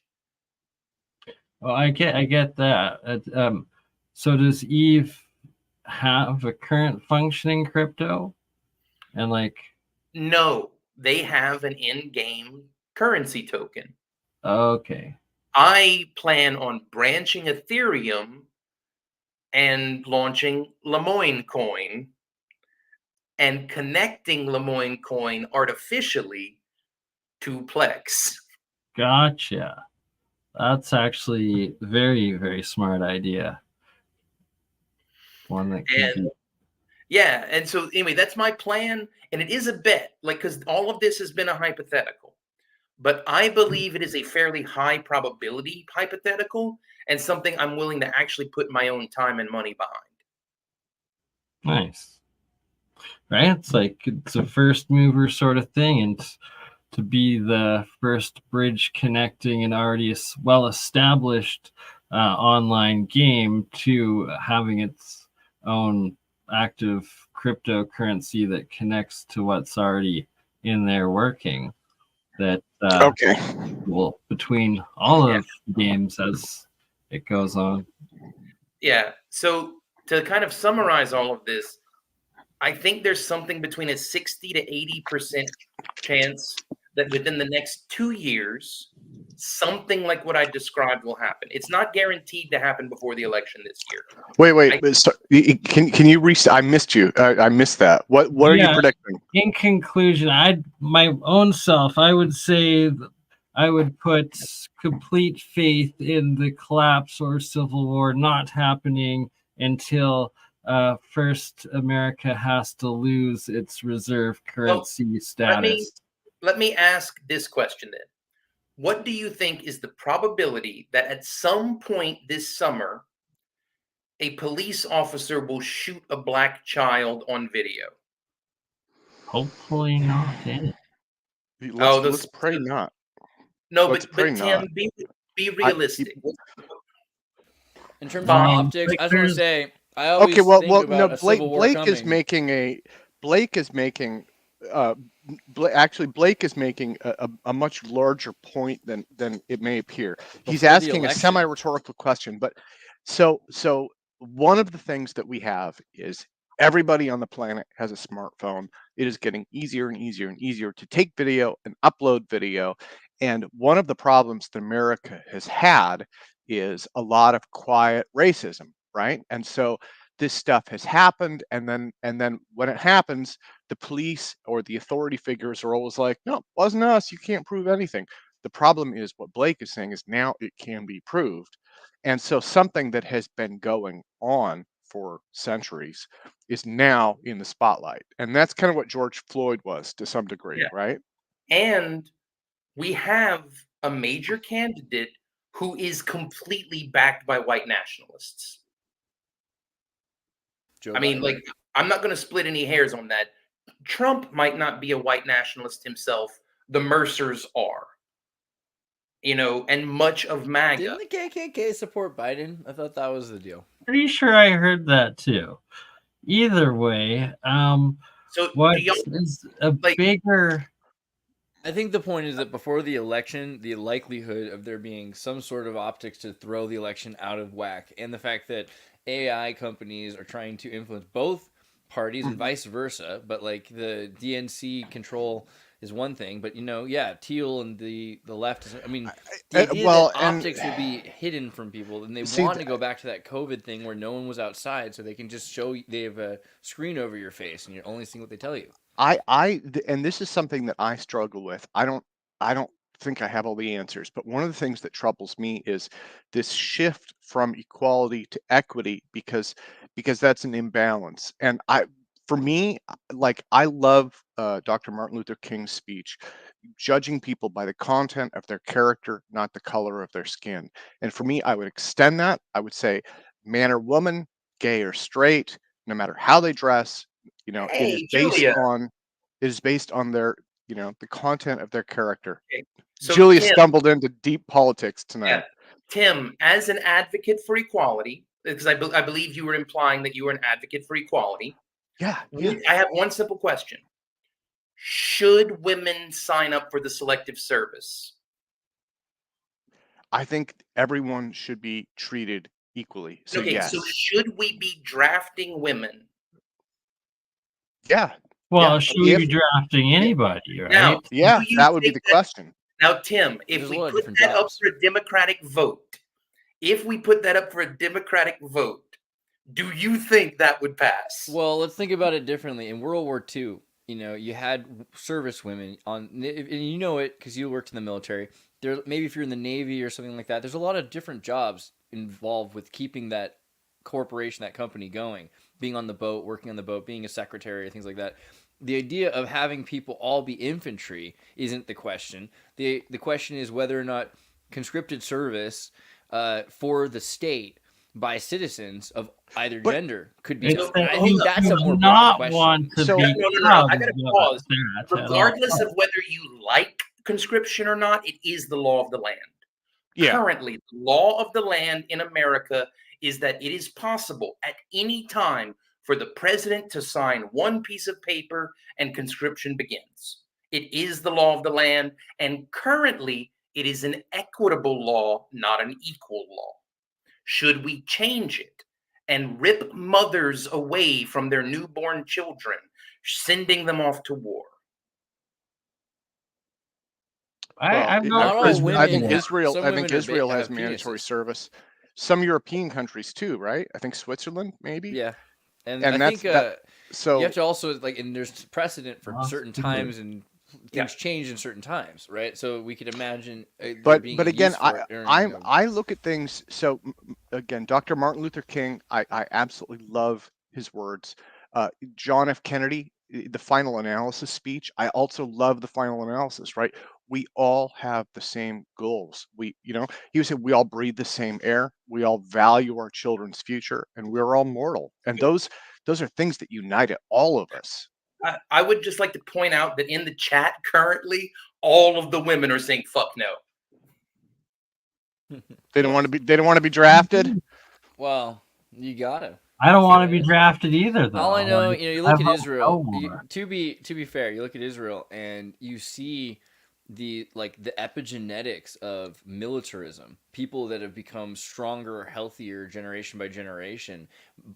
Social habits that have been inferred not from the plagues or from times in the ghettos where they were traumatized, but in kibbutzes where they learned how to have these new social interactive systems. So I think that we have to look at it also from that light, that you could evolve from that system to something where people are benefited by the military. And women don't, again, it's not people with bayonets and mustard gas. Like the idea that women are going to be in infantry necessarily, and when they could be, like Julia, she could be running the blimp. The Zeppelin. No, Julia is hardcore infantry. She's like, look at that. She's gonna get like an Eagle Globe and anchor on her shoulder. Yeah. Big I see biceps. the bayonet. The I see the spiritual bayonet. warrior. Can you At see the least bayonet? The bayonet yeah. on her M60 Yeah. with like with like the mag that's like falling out on the floor. You know, Dude, that's how I became a King's girl. Was like I was in a Call of Duty clan, and I was running and gunning, and my teammate was a LA Kings captain. last Starfighter. I can almost see. You know what? I could almost see Vasquez. You remember Vasquez? Oh, one of yeah. One of the Remember? characters on Call of Duty. No, not Call of Duty. From Aliens, when she's doing pull-ups, and the other guy comes up and he goes, "Hey Vasquez, have you ever been mistaken for a man?" And she looks at him and she's like, "No, have you?" That right there. That's Julia. I could see that expression. Well, So, Julia, do you mind if I put you on the spot with something? Oh, go ahead. Do you think women should have to sign up for the draft? Should have to? Yes. Should they be required by law to sign up to be drafted? As men are already, right? Should be equal. Should it be? No. Okay. And that's the thing, Tim. I would like to say I believe your position is completely coherent, internally consistent, and will simply be outvoted. But Julia, if why is it that you think that? Because then saying men should and women shouldn't, right? So why should men and women should No, not? so she didn't say men should. She didn't say that. But Okay. as a matter of fact, men are required. So the only question is, should we add women to the pile? Because the draft is not going away. That's just no. See, you're way off course here. The main question and point should be to not get to be drafted and have war and prevent war at all costs. He's from Canada. Because We run off for to instance, Canada to in avoid the draft. Ukraine, Wait, they here. are now Bernie- at the Bernie, point put that up- they're put- drafting the women. And Put it's that one like, up for a we minute. don't want to get to that point. We want to prevent war. Put and we Vasquez wanna on. build. Put Vasquez on for a minute. Yeah. We need Well, more. If we bring the draft in, that actress played. She also played. I think she That's played right. John Connor's foster mom in Terminator Yeah. 2. Also, This And- is not the first time muscle women have been featured Let on me the show. be very clear. I served with many brave and amazing women. We should allow women in every aspect of the armed forces in whatever job they want to participate in. I am simply talking about whether or not we should add them to the So, conscription. again, with like World War II, so even if you didn't conscript women to go to the infantry, the United States was 103% in debt. The entire United States forced every company and corporation in the United States to produce military arms and manufacture for the military, and they forced, essentially, women to work for all of that. So the idea that women weren't conscripted, I think, is a farce. And it's more to the logic of there's an economy, and sometimes you're authoritarian about it. You just make it happen. That is a I feel wonderful like- sentiment. I That's feel not like true. women should be honored and protected, but I also isn't there a lot of women that feel like they're men? You know, that are like And literally men that like feel like they're changing- women. I think changing their I identity, understand. like- I understand Blake's position. I wouldn't use the draft as my equality litmus test. Again, I'm more of a John F. Kennedy, Martin Luther King type, and Sure. I just like the content of the character rather than the color or gender or sexual orientation or anything Bernie's like like, that. I'm right here. Well, Just if there's a draft, Tim, come fine. visit. in Hold Canada." up. Tim doesn't like the hypothetical I used. I have another one. Okay. Tim, do you think we should repeal the Violence Against Women Act? No. Is it But- basically like a hate crime law that if you hit It's women, it's gender. worse than hitting normal I would men? I It's a would gender law. yes, that is a more difficult one. What I would Discriminatory do, laws are pretty messed up, right? I Shouldn't it would be the I law would should be equal? extend that to include violence against anyone based on gender, sexual orientation. No, but that's already illegal. Domestic violence is already illegal. That would be a Right. redundant law. There shouldn't be an engendered law. I agree. I think there shouldn't be engendered laws. I think that the judge can, how they say, like, it's 25 to life or whatever. A judge can make the sentence more lenient or more severe depending on the circumstances. Now- but the law should be based on equality. And one interesting thing about the Violence Against Women Act specifically, it doesn't cover lesbian domestic abuse because it is so gendered in its language. If I'm correct, Blake, you've actually served, correct? So Yeah, he's in the And I got a bad conduct discharge, which makes me ineligible for the draft. However, I would proudly serve again so long as they make me the Brigadier General of the Lich Corps. which is fair, I think. Well, hopefully y'all Americans can have your war, and as a little Canadian up here, I don't get too affected and get to just live. No, Bernie, that is not true. In World War II, Canada is very quick to point out how much they contributed. The Canadian battalions. So Bernie You don't want to know how many Canadians died. Bernie will be right there with us. So he'll be right next to Vasquez. Yeah. Your population is probably like well, I think 20% of your population and the economy, right? Because Canada forced every Canadian to buy these war bonds, and you were part with the New Zealand and Australian infantry.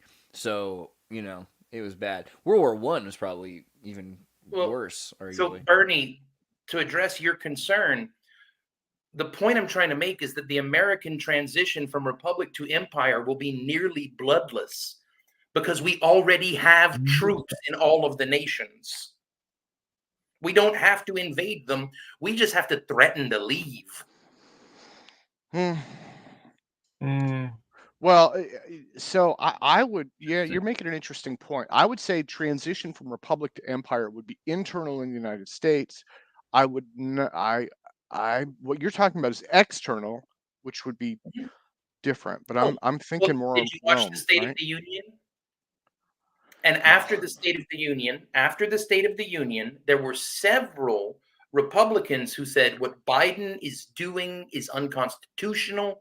He does not have the authority to unilaterally make the military decisions he is promising to make. He needs congressional approval. Do you know what Joe Biden's response to that was? No. How you going to stop me? That's scary and authoritarianist. That is the road that we are traveling down. And that is I believe that is the road to empire. And if you look at comparisons from past, right? I mean, you look at France, you look at Rome, you look at Florence, you look at any of these past paths to empire, it has always been when the economy isn't down and out, people are starving, they're struggling, they're having a hard time. Somebody steps up and says, I'll make things better. That could be Hitler, that could be Joseph Stalin, right? Usually it ends up in a bloodbath. It seems like a corporate thing. So again, can you pull up the map, Bernie? Build back better. We looked at that map again, and you get that idea that the United States, even more broadly, like looking at the United States military bases around the world, there's a division in the United States, but there's not necessarily a division in that authoritarian military state, right? There's like the people, and the people are different. The states of the United States are different than this thing that exists, which is all around the world. And so maybe we're talking about an external empire that's emerging that was homegrown at one point, because you do have the United States to credit or blame for the creation of this, but it might not be the United States. It might not. I don't think that's the empire. Well, exactly. It's NATO essentially now, right? Well, I think it's weirder. So think back to one of Trump's big platforms when he ran the first time. He was advocating that NATO have to start paying America protection money. I would say Blake. I think Blake has a really interesting point. Blake was talking about 3 big power blocks. We already see that. There's the US, China, and Russia. Then to get to that, you got to figure out Europe, right? And then again, Africa is probably emerging in the next century. That's what the projections. Africa is emerging right now. Like America has been ordered out of 3 different African countries in the past 2 weeks, I believe. Like they've been ordered out of their largest drone base. Is it Nigeria? No, which kind of? So Nigeria does not want us there, and we will leave. Yeah, I think it is Nigeria. Yeah, I think Nigeria's having a big issue with, and their economy is suffering for it, which is sad. But also Burkina Faso is doing pretty. So the question would be, Blake, in your vision of things, then, what direction does Europe go? That would depend on how this empire shapes out. Well, so we start at the east. We start with Poland. We back. So we give Ukraine to Russia. We back off to Poland. We stay in all of the NATO countries, And then one by one, from east to west, we ask them if they want us to leave. And if, for example, Germany asks us to leave, well, then we have to back up all the way to Paris, giving Warsaw to Russia as well. Do you think that Poland will allow Germany to let that happen?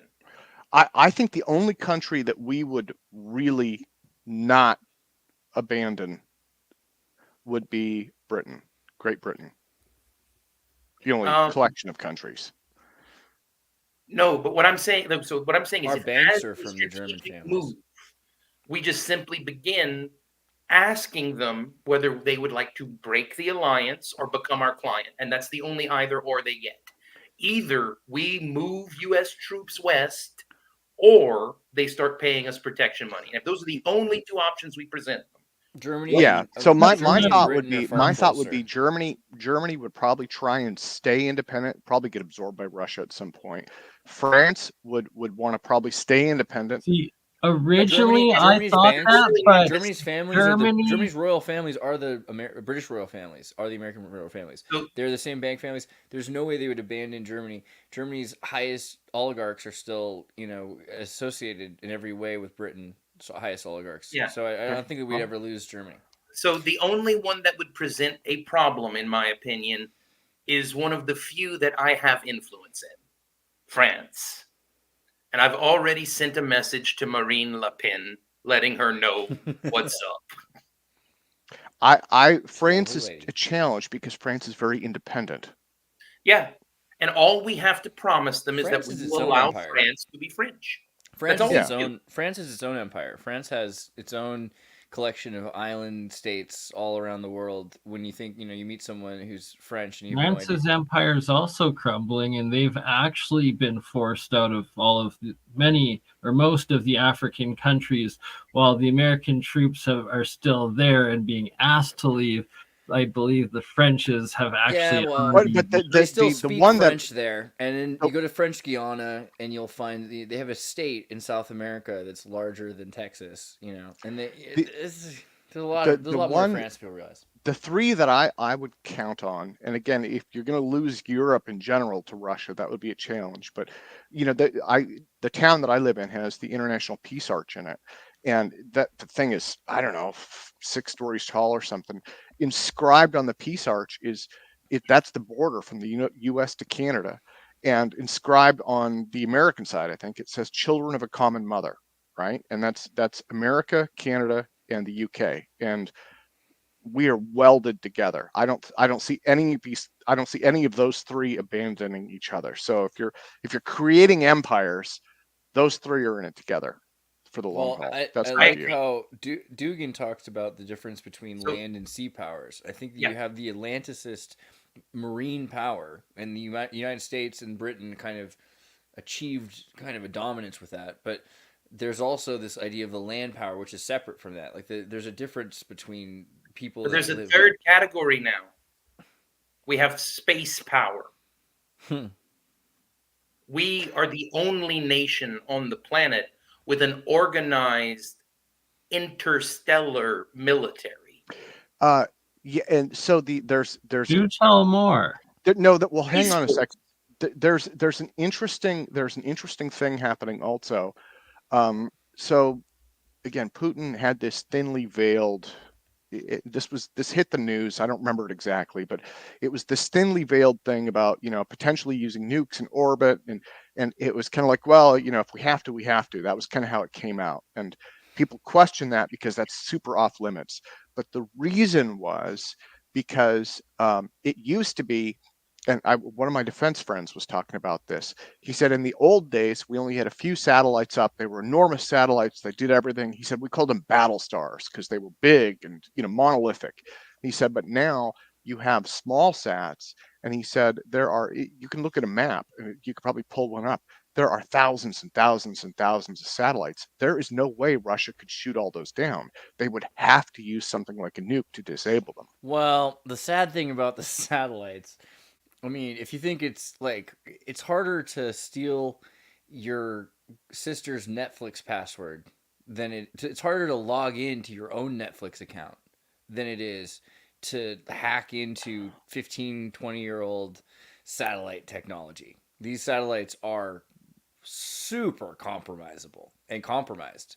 But And not the new. They keep putting up new ones though. yeah, every day. sure, but I So- doubt. I'm not even that impressed with new technology because AI is able to do anything. I believe in AI, so I don't think have you we're heard of predator drones?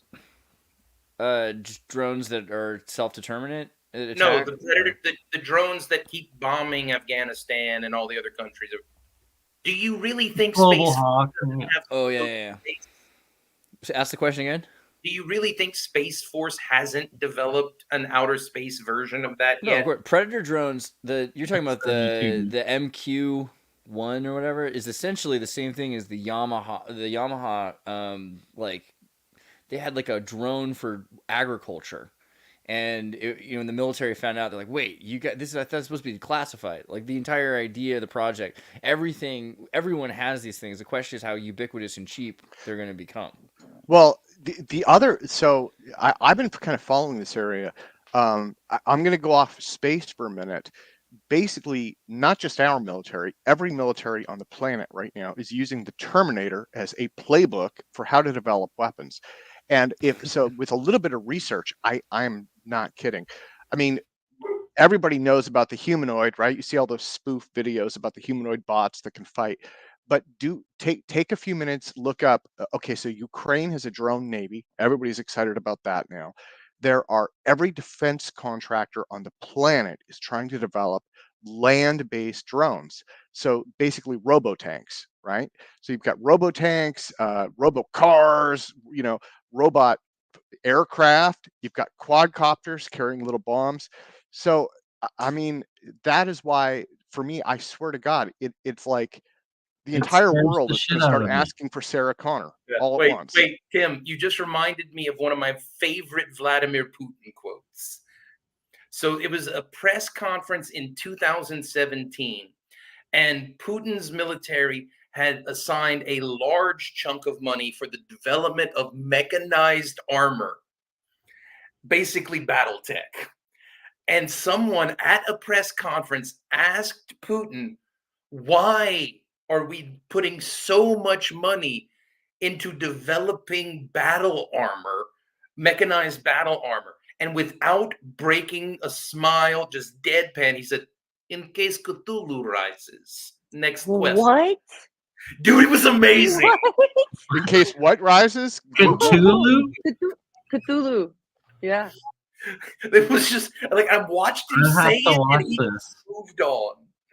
Japan's making mecha suits, and they're for strawberry pickers in their 80s because some people are too old in Japan to bend and to pick things, so they're giving them these like mecha suits that they can use. That's what they say, but why are they arming them? Well, so, hold up. What kind of a strawberry is this? Someone in the comments You have to have a pointed katana. out that Russia has a small economy. What Russia has that we do not have is a will to power unlike any that has ever been seen before. If any of us tried to mess with Russia, Vladimir Putin would just turn and say, Russian women, start making Russian soldiers. We need more bodies.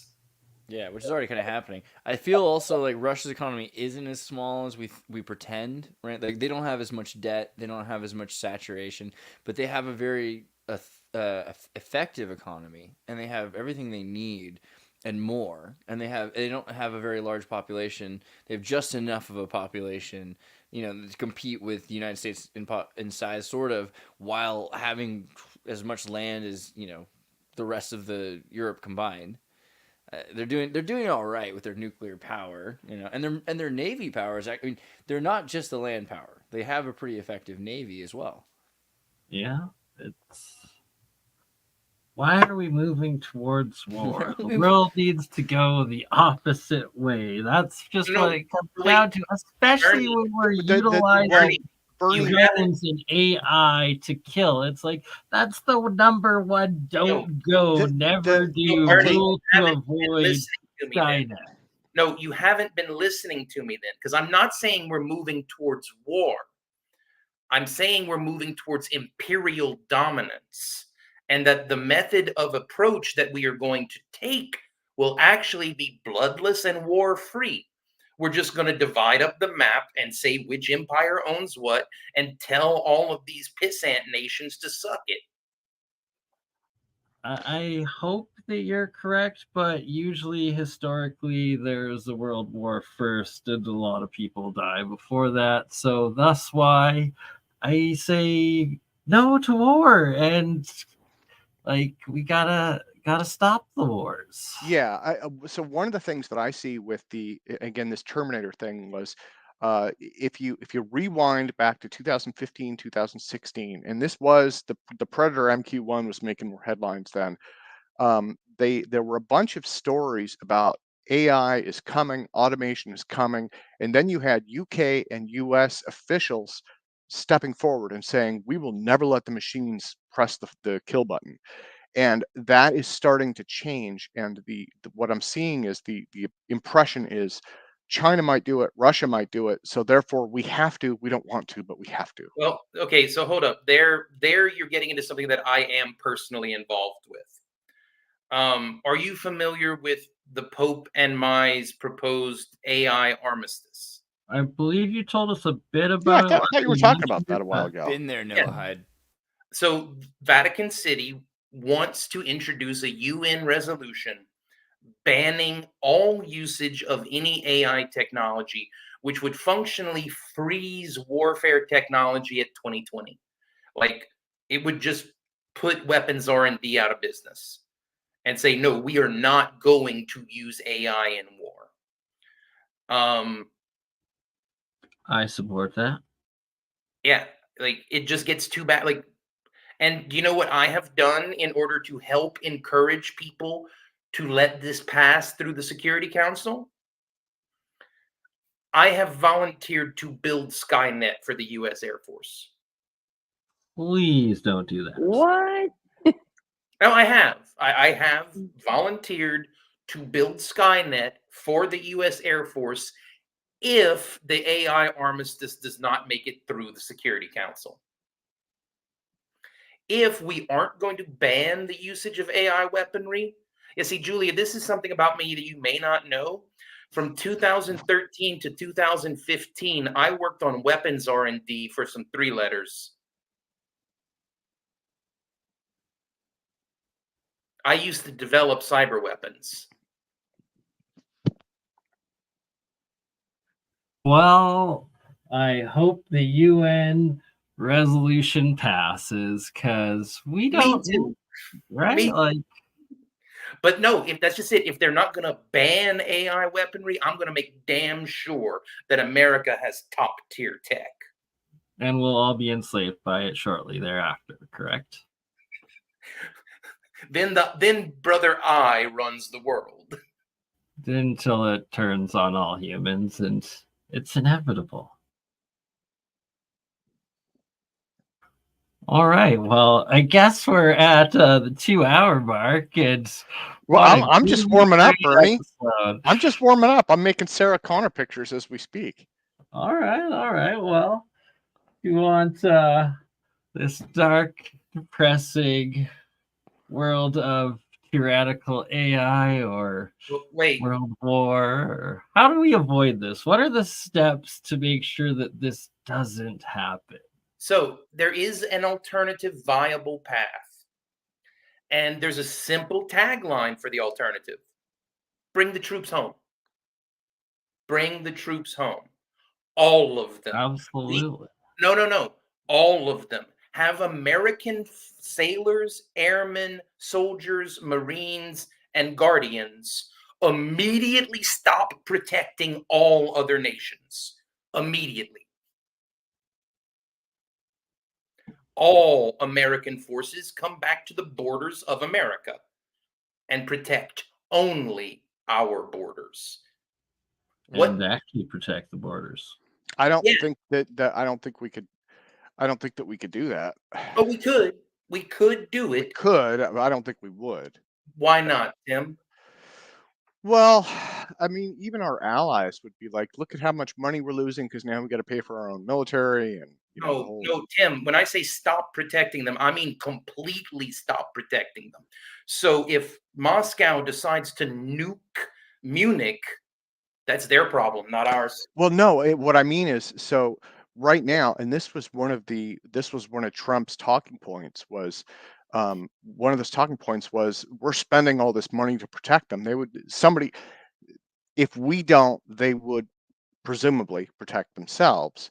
And knowing this, they would say, well, don't leave because, Yeah. But so what I'm saying is that we could just leave all of our allies to the wolves and watch as the world burns from our safety in America. yeah, but then the selling point for that would be that this Well, would be the but same that's thing as, essentially what Trump is saying and offering, right? Or saying that he's going to do a pay up or out of NATO sort of thing, right? Oh, I'm not even talking about giving them the option to pay. Just leave.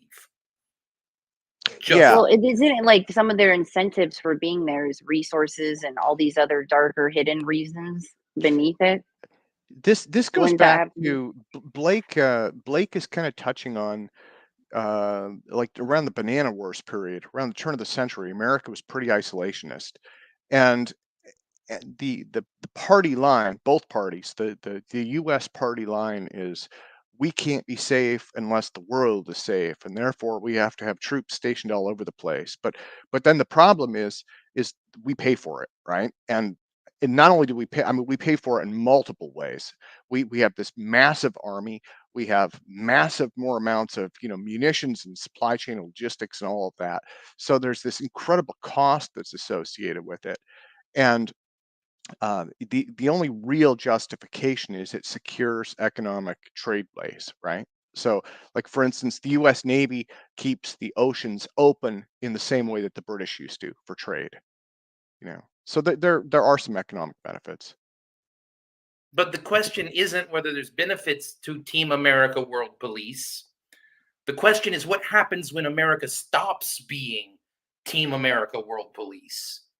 I don't know. Unfortunately, people start to destroy. I mean, any war, you start to destroy and bomb factories, and so the things that we have right now, like around the world, there's amazing. Really, I admire some of the guerrilla military efforts in Venezuela and in East Asia, but in Ukraine. But they're using surplus from capitalism and consumerism. The fact that they can produce these cheap Chinese drones and strap a bomb to it only is possible because of this market, this world we live in. If they started to destroy and dismantle that like they've done in the past, all of a sudden, there's no more chips, there's no more electricity, there's no more water in Rome, right? But in fairness, and my mom's side of the family goes back to the beginning, right? They're all from New England, and one of the things that my mother has said to me many times was, the reason that our family came here in the first place was to get away from the crap that was going on in Europe, right? The politics, the games, that was the whole idea behind America for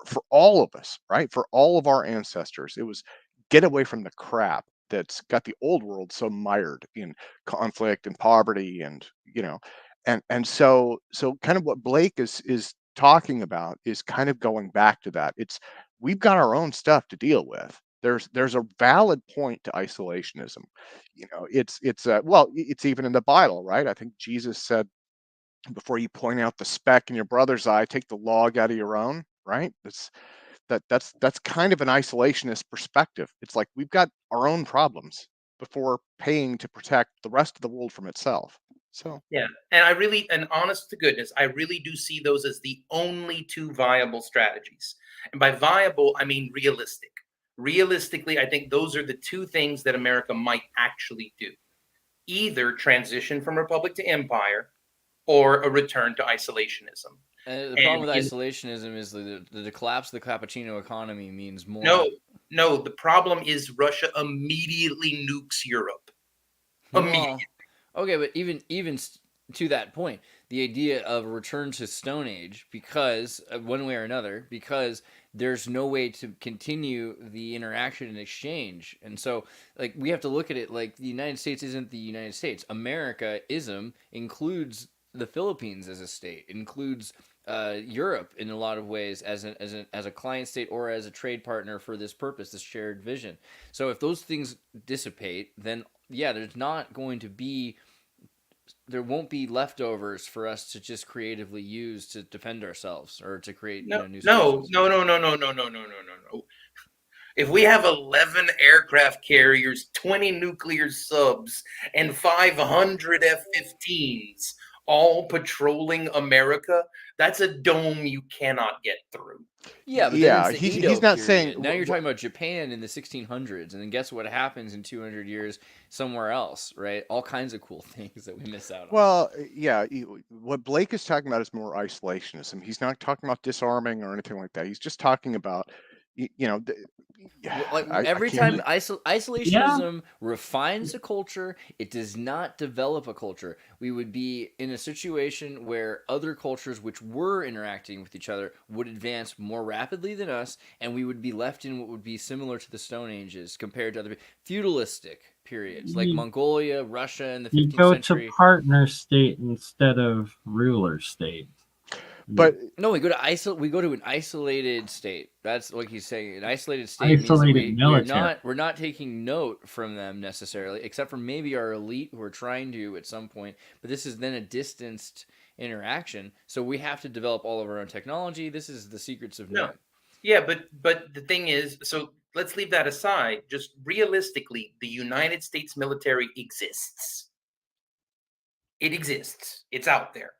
It is currently occupying foreign land, and we are accumulating debt in order to protect other nations. This is one of Trump's valid points.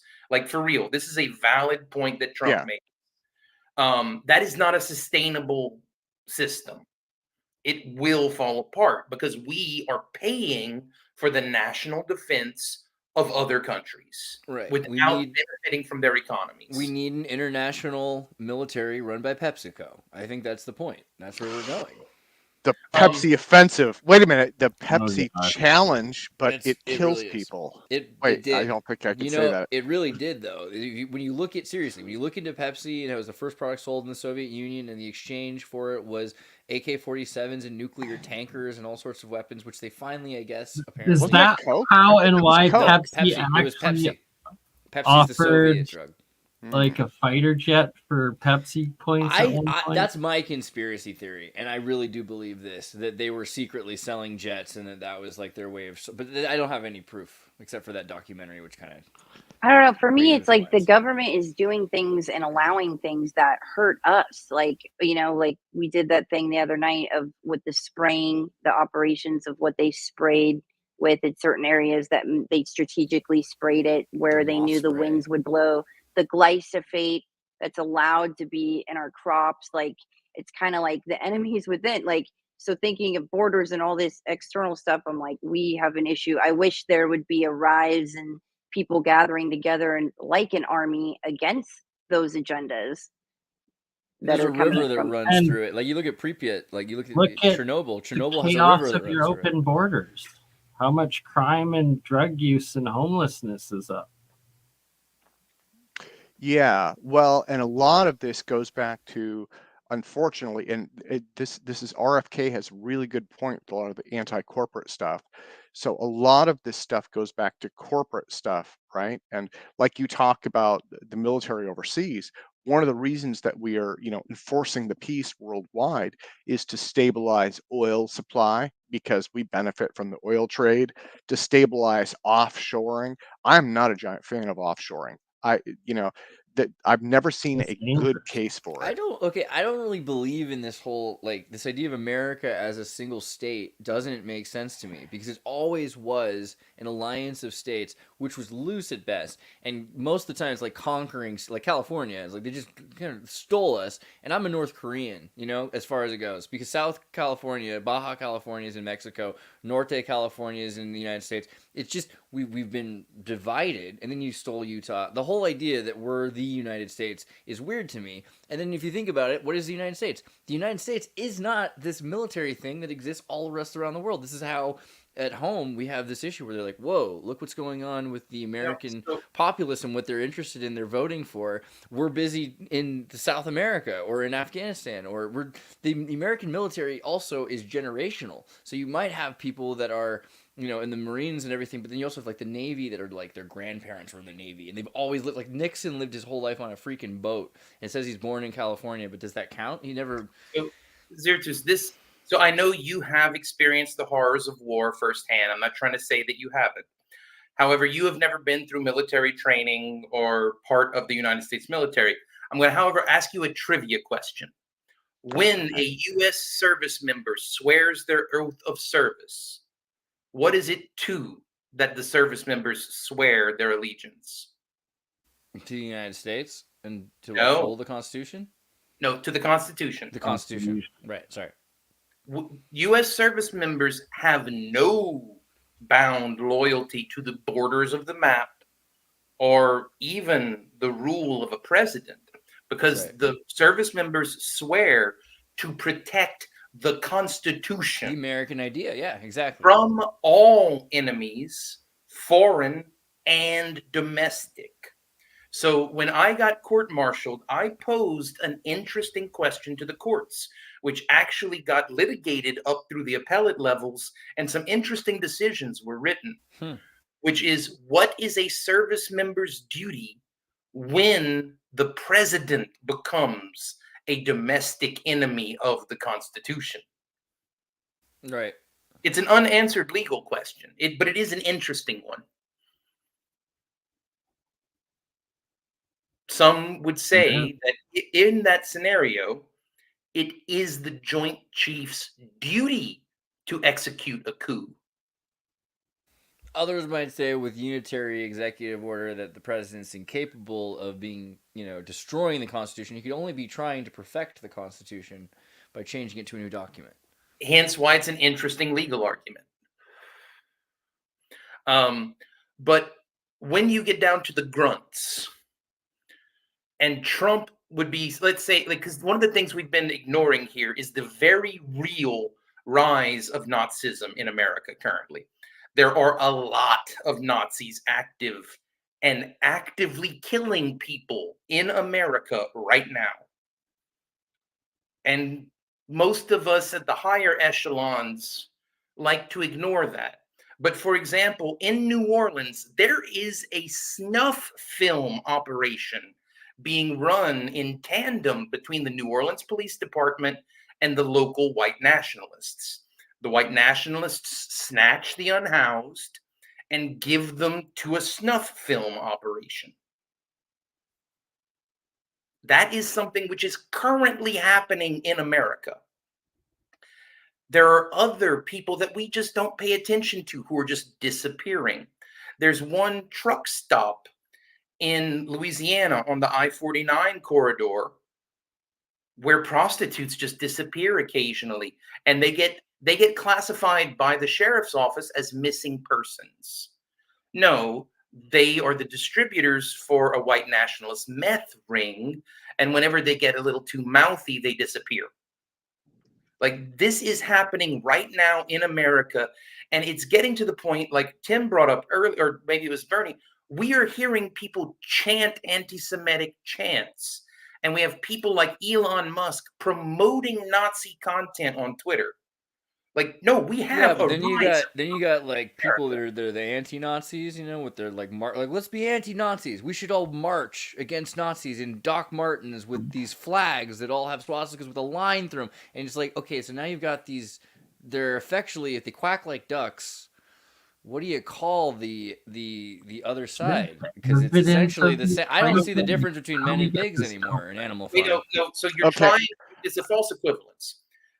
So you are drawing an equivalence between fascists and anti-fascists. Damn straight I am. The difference is fascists are fascist 365 days a year, every year, all the time.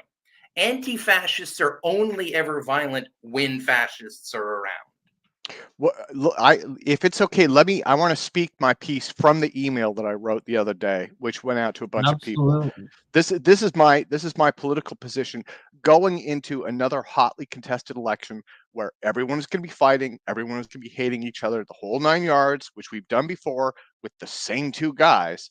So my belief is the Republican and Democratic parties are both morally bankrupt and both cater to extremists. Neither of them represents the average American who is financially conservative and socially liberal. Both parties are Oh, divisive, hateful, and focused on splitting America. yeah, but we can't let that comment passed up. And Dieti just said Zionist Jews are Nazis. Wake the fuck up. Okay, We well, hold on. We have Nazis in the chat. We do not support any hate speech. Ironically, I think the funny thing is that Israel is a state, a national state with socialist mechanisms that has an inscripted military that would pretty much be, and they believe that they're the master chosen, God's chosen race. I mean, it sounds a lot. I just say I don't I even think they want to should get get into along. It's the I don't weirdest even part. want to get into the Israel Hamas thing. I think that our most, and this goes to what Blake was saying about the prospect of potential civil war or a slide into some kind of dictatorship or empire or something like that. And I think that both political parties in the United States are equally culpable in causing this. Absolutely. So the third party candidate is what your choice is, Tim? You say JFK? Who thinks JFK? Okay. Well, let me put this out there. I have told friends I really like what RFK is saying. That's what I've said. And the response that I get back is there's no way he can win, so I'm going to vote for who I usually vote for. That's what people tell me. Which is kind of Bernie, right? That's where Bernie Sanders was. If you trust me. Bernie, I'll vote for you for president. You can totally be Right? president. Vote You for can be president. I don't know. Bernie might buy a lake house just like the other Bernie. Bernie has an infectious mellowness. You know? Why can't we just all get along, work each day? That's be what I've been happy? saying. That's what I've been saying. Oh, That's there's a fine. simple answer to that because we haven't paid 40 acres and a mule yet. Oh, Bernie, can I get a copy? Can I get a copy of this? I want to put up Twitter quotes again. I'll help promote your show. Absolutely. And just saw Red Cap Goblin in the chat. Put up the you're still alive and you survived your surgery, good sir. Good to see you back. Bernie would be the chillest president ever. He certainly would. Prime Minister, though, I gotta rule Canada first. Come on. Move to Canada. America's screwed. Move to Canada. Isn't that what He'd we're make saying? the Badlands. He'd make the Badlands like the capital of the world. He'd make the Badlands good. That's his quote. Oh my God, that's his campaign. Bernie makes the Badlands good. See, that is a platform we can run and win on. That's right there. That's something that's and Blake makes the Badlands French. He's a Lemoyne. What else do you expect? Lemoyne coin. Yeah, no. Big. Julia, have I not shown you the image for Lemoyne coin? No, you haven't. Oh, do you mind if I present for a second? I can show you. For sure. All right, let me bring it up. Gemini drew this for me today. Let me just find it. Yeah. And then for me, I would never run for president because if we're being honest, who would trust me as president? No one. That would be like the worst decision ever. I would. Are you serious? I'd vote for Tim. Yeah, I think Ventura is also, it's a good name. People might think you're like the governor Ventura. You know, I have a political problem. Maybe I'm not supposed to admit this in public, but when I'm too easily persuaded. So like when I hear a Republican speech, I've noticed this in past years. I hear a really good Republican speech and I'm like, that makes a lot of sense. I should vote for that guy. And then like 3 weeks later, I'll hear a really good Democrat speech and I'll be like, man, that makes a lot of sense. I should vote for that guy.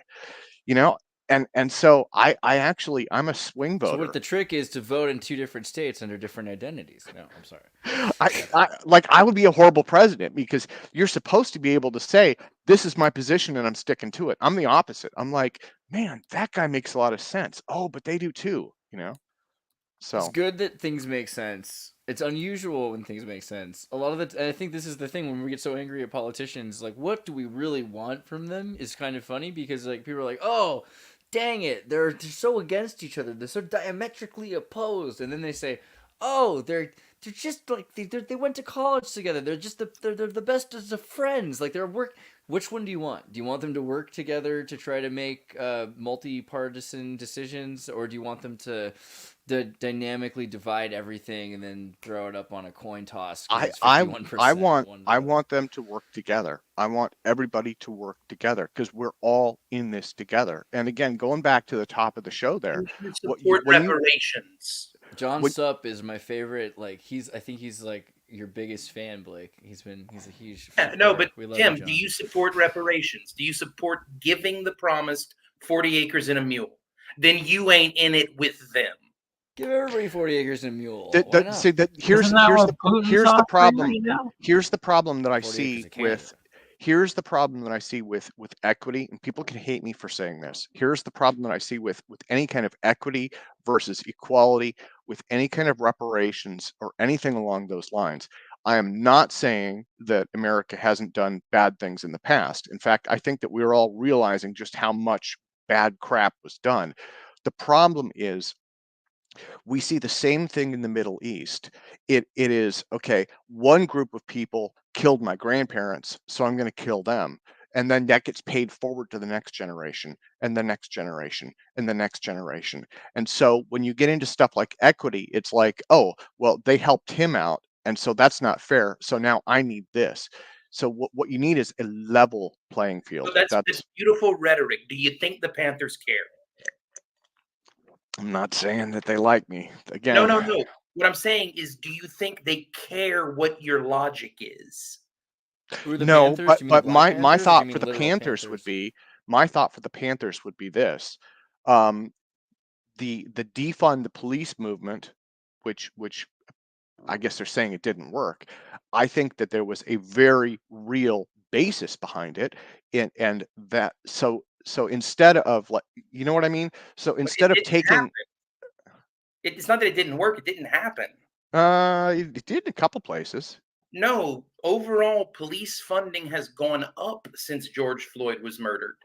Yeah, right, but they have selectively chosen to avoid certain zones. That's different. Yeah.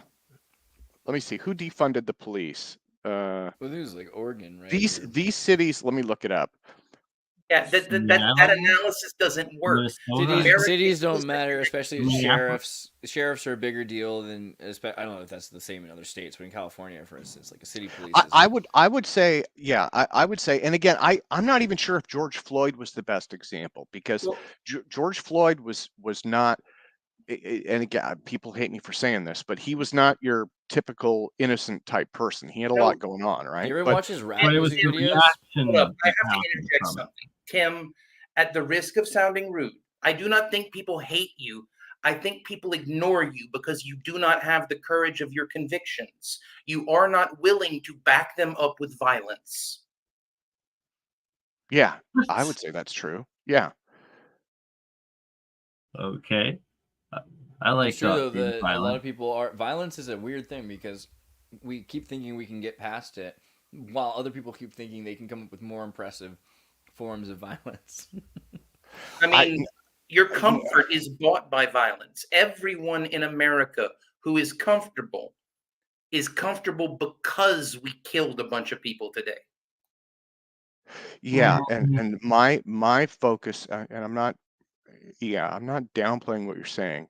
Yeah, my focus is more on uniting people. It's bridging gaps. That's really where, again, yeah, that's what I've seen is if we can bridge those gaps, that works. I'm not saying that it happens all the time. It's not perfect, right? But what was that? What was that little town that was like, in Oregon? There was like was it Oregon or Washington? There was that little cult that was run by like a Hindu guy, and then they became their own police force and everything else. You know, talking about Ramaswamy or something like that. Yeah, The Wild West was the documentary on Right. Netflix that talked about it. Yeah, so the Oh. thing is, that's a great example of how any community, and that's just, they might as well be black. That's kind of the point of that documentary. Like, a black community in the United States is not allowed to operate its own police force, its own banks, its own community is often suppressed in every respect, and it's been that way since at least the beginning, Yeah, probably before. Jim, basically, I think you have the position you have because you are the oppressor race. Yeah, but see, then that's one of the challenges is that you get into this status, right? And you know,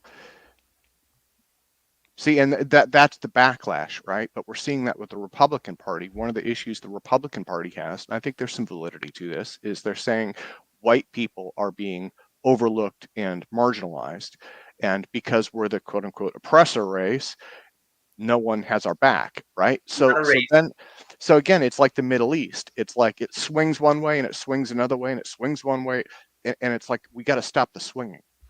Well, You know? so that, I think, to tie it back to something I said earlier, is one of the advantages of realigning the American caste system, not the way that it is currently aligned, but with the French estates. Because once you make that realignment, racial disparities and racial problems drop way down.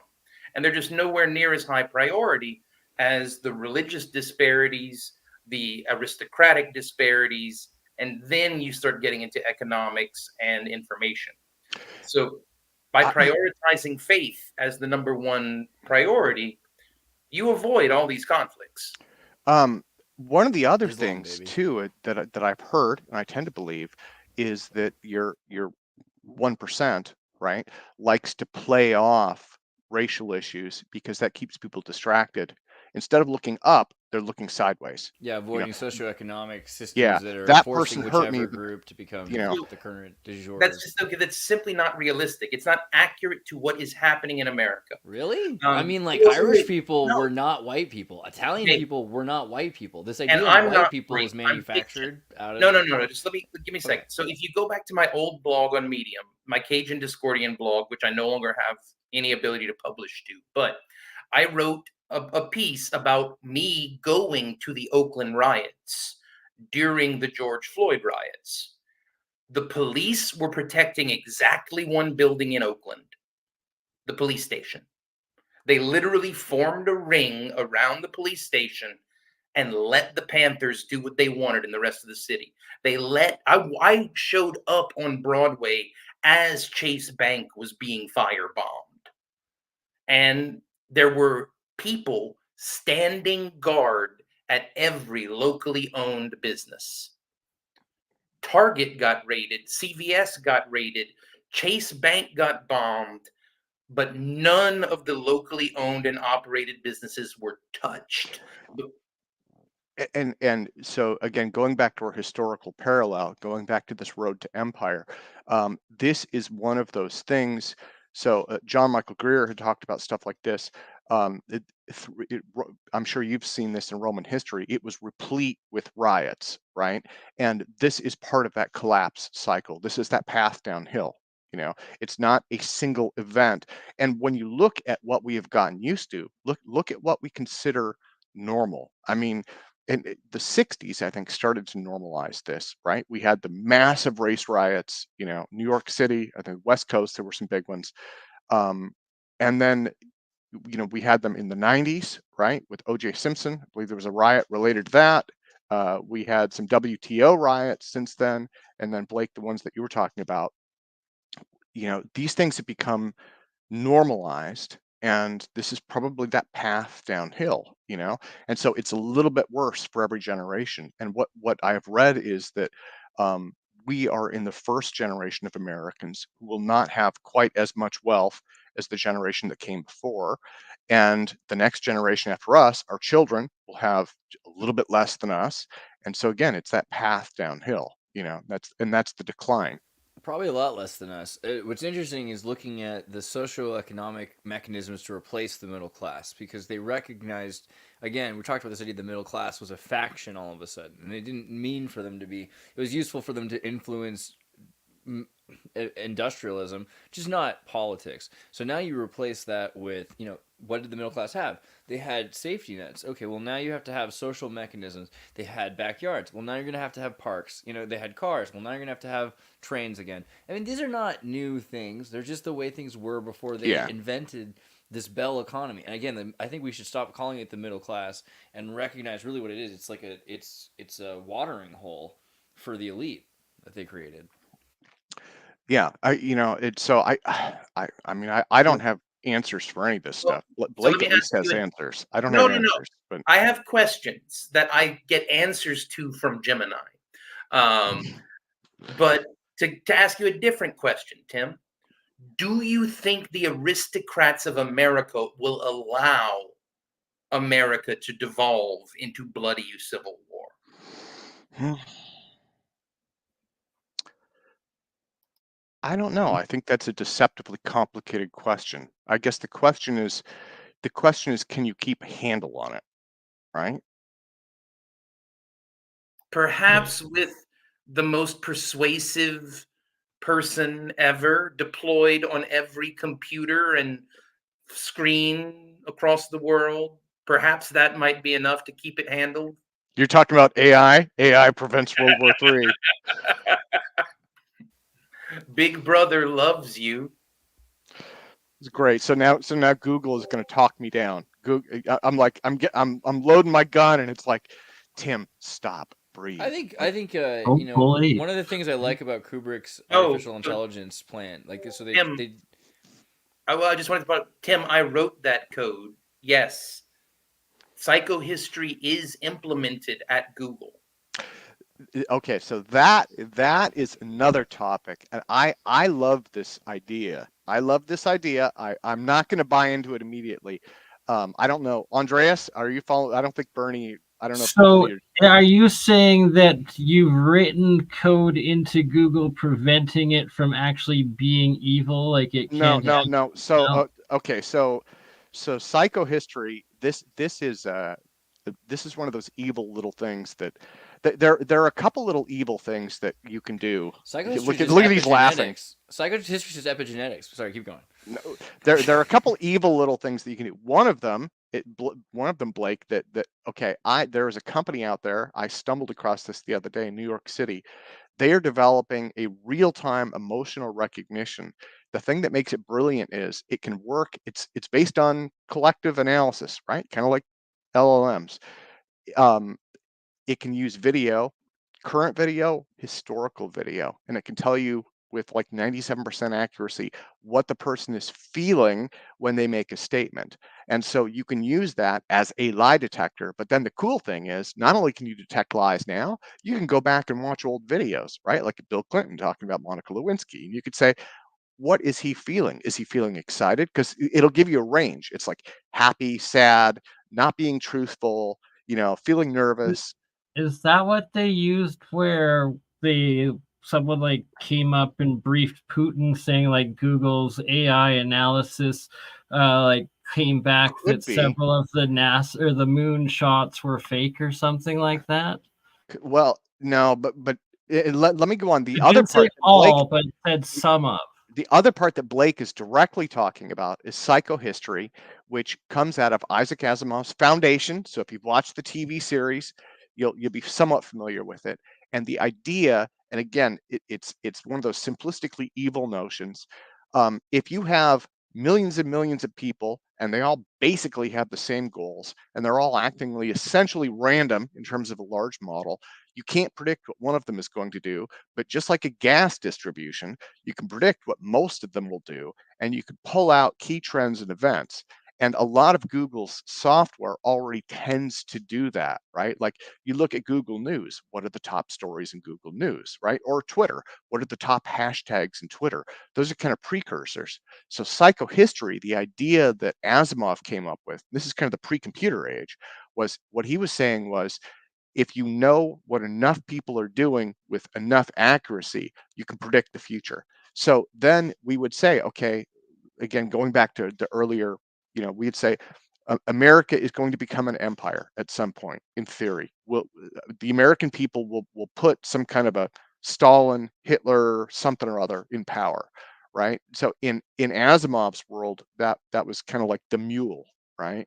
But in real life, you could predict it and say these trends show that people are pissed off enough that they're going to decide to suspend democracy and elect, this person, or and so that was the idea behind psychohistory, was using large bodies of people, you can start to infer upcoming events. And it wouldn't surprise me if Google was into that, because it's based on really well-known mathematics, and all it requires is a lot of number crunching. Well, Google, they've got lots and lots of number crunching. Yeah, So the only thing I was laughing at was that you kept calling it evil. I mean, Yeah. Well, it is kind of evil. I mean, let's face it. I don't necessarily think it's necessarily evil. The issue that might be the abuse of monopolizing that capacity to know the future. There are DARPA projects. We've talked to Winslow on the podcast before, and maybe you should meet him, Tim, if you haven't. DARPA project that was successful in predicting, I think, like 3 days ahead of time, virtually everything, even stocks and and weather and all. That would be cool. They have Bitcoin, it, and Bitcoin prices. That's what I want. The military, the military has, or I don't know if it's the military, but the NSA or whatever, they've got something that can essentially predict the future days ahead of time, maybe a week or 10 days ahead of time. And that's not just predicting human trends; it's predicting environmental changes, human resonance, all of these things. I think also, though, the thing about psychohistory is that you're dealing with the changes of how we perceive each other based on our environment change. And so, it used to be one way that we live, and now there's another way that emerges. And we become completely foreign to that. We're very presentist, and we forget the values that we had when we lived in, like New York City in the 19th century, or in Europe in villages, or in, these situations that are emerging where now people can go and be anywhere they want, and they can interact in any capacity. They can have relationships with any person. These are things that have changed everything about. One of the major focuses of psychohistory is like child abuse, like this idea, like what do we consider abuse? What do we consider rights? What do we consider ethical? And those things have changed drastically. Like the first child abuse laws came out of recognizing that we already had animal abuse laws. They said, well, if you can't beat your horse because you can't treat animals poorly, isn't a human an animal? And that was the beginning of child abuse laws, right? So we've drastically changed in the last 200 years. Oh yeah, yeah. And I think that trend will continue, and there's still a lot of types that are discrimination that are legal, and not just legal, but socially accepted, right? Like, there was an article that hit Twitter. I don't have time to find it, but it was an interview with Sean Kirkpatrick, and the author of the article used words like people chasing space aliens, which I've used in jest. He used it seriously. UFO nuts. He said that repeatedly. That's just one example of socially, institutionally accepted discrimination. Which is ironic, because it's coming from a guy, like, what is he then, a flat earther? Like, what is this? What is his whole vibe? I don't get it. Well, okay, so flat earther is another one. So flat earthers are supposed to be against space. So I get, be dynamic or not, right? Like, this is. But the thing is that if I'm using that as a slur, right? Then how is that different than a racial slur or a gender slur, right? I mean, and that's like because you can choose to be a flat earther, you can't choose to be Jewish, you can't choose to be white, you can't choose. But you can choose your faith, and we're not legally. You can't discriminate based on religion. Religion is belief, right? So if I can't discriminate because you're right, no, it's not. Is it practice? Community. Religion is community. So is UFOs. Yeah, it's true. The UFO community is pretty wild. And they believe what they believe religiously. And like Julia, you're involved with remote viewing, right? That is a community. That's a very strong community. If people said, you know what, I don't believe in this, it's all garbage, my scientific friend says that you're all crazy, wouldn't that be a form of discrimination? But you don't have protections. No, it's not. That's just ridiculous. It's a misunderstanding of what religion is. You are not discriminating against an Islamic person when you say that you do not worship Allah. You are discriminating against an Islamic person when you tell them they are not allowed to pray to Allah. Yeah, I'm talking more about bigotry and hate speech. I'm not speaking specifically. What I'm trying to get into is the attitudes, because Andreas was talking about the evolution of animal abuse into human abuse, and my hope is that we can all become more compassionate. And It's a so consciousness issue. It's a consciousness issue. yeah, it's being and this, I think this goes to gay rights, it goes to trans rights, it goes to all of those. Um, we shouldn't have to protect a specific class. We should be able to be accepting and tolerant of all of these people's different approach. Oh dear God, are they actually planning on sacrificing a Yes. red Why heifer do you there? think Yes, they Blake are. wore the red heifer shirt? Yes, they are. Oh yeah, my Nuka-Cola shirt. Come on, man. Oh, It's all dear. part of What is the red heifer, Blake? What is the No, so Let me basically, pull up the picture. several dozen omens are converging next week. I am not a sufficient scholar of Jewish lore to give a good explanation of how the red heifer ties into Revelations. Dude, I'm more familiar with the Christian Bernie, mythos. pull this up. So I can talk about what has been happening lately in America and across the world with the Rapturites, because the rapture just happened a few weeks ago. is that South Park? Yeah, the ginger cow. Oh, yeah. Everything is predicted by Simpsons, but all the good stuff's predicted by South Park. But in the Bible, it really goes back the idea of the unblemished red heifer. It's a calf that has to be sacrificed, and there's all kinds of shows that have happened and stories about this. But people will in Texas, like there's like Jewish ranchers in Texas that raise cows for the hope of producing red heifers, and now with cloning, they're cloning unblemished calves for the last 20 years. So there's huge. It used to be like this crazy big deal. If you got a red heifer, you like take it on a boat ride with a little Jewish boy who's like a shepherd. You have to get it to Israel, and they're gonna just in case, Wait a because minute. they have to Yeah, sacrifice the hold up. shepherd. You're saying South Park is predicting the end of the world? Well, No. it's the atonement sacrifice for the coming of the new temple. Oh, So okay. Tim, You have so to do one of the atonement. problems with the religious outlook that you are advocating for is that you are susceptible to simply being incorrect. Yeah, 'Cause- but that's not my. No, but what I'm saying is that there are a lot of very religious people who are correct right now, and you are incorrect about what is happening in the world. My thought would be, and this Before goes the to rapture. kind of a more life perspective. Like, I don't want to tell you that you're right or wrong. I don't want to tell Julia that she's right or wrong. I want to support your right to your own beliefs, whether or not those are mainstream. Tim, you have a right to be incorrect, but that doesn't change the fact that you are incorrect. But You the have problem, every the right prob, to be incorrect. but the problem is, who defines correct, God. and Well, how do you know? what is this thing that we're saying is correct and is incorrect? I'm not even sure what the. So, for So- example, So are you saying that we are in the time of rapture and Yes. all of that? Yes. Yes, Okay. yes, that is literally what I'm saying. My No, thought Tim- is just Tim, tolerant. hold up. That's where I'm. You can deny the existence of gravity all you want. Your ass is still going to stay in that chair. Tim Okay, doesn't let me like let me put it out then. Can you do a demonstration for us right now on air to show us that your depiction of God is the God, and that the Islamic people who disagree with you, or the Jewish people who may disagree with you, That's all the same God, Tim. Yeah. There's No, nuance Tim, there. That's right? the Abrahamic God. So here's the thing: you are very poorly educated about what Christianity actually claims. Christianity, Islam, Judaism, none of those are monotheistic religions.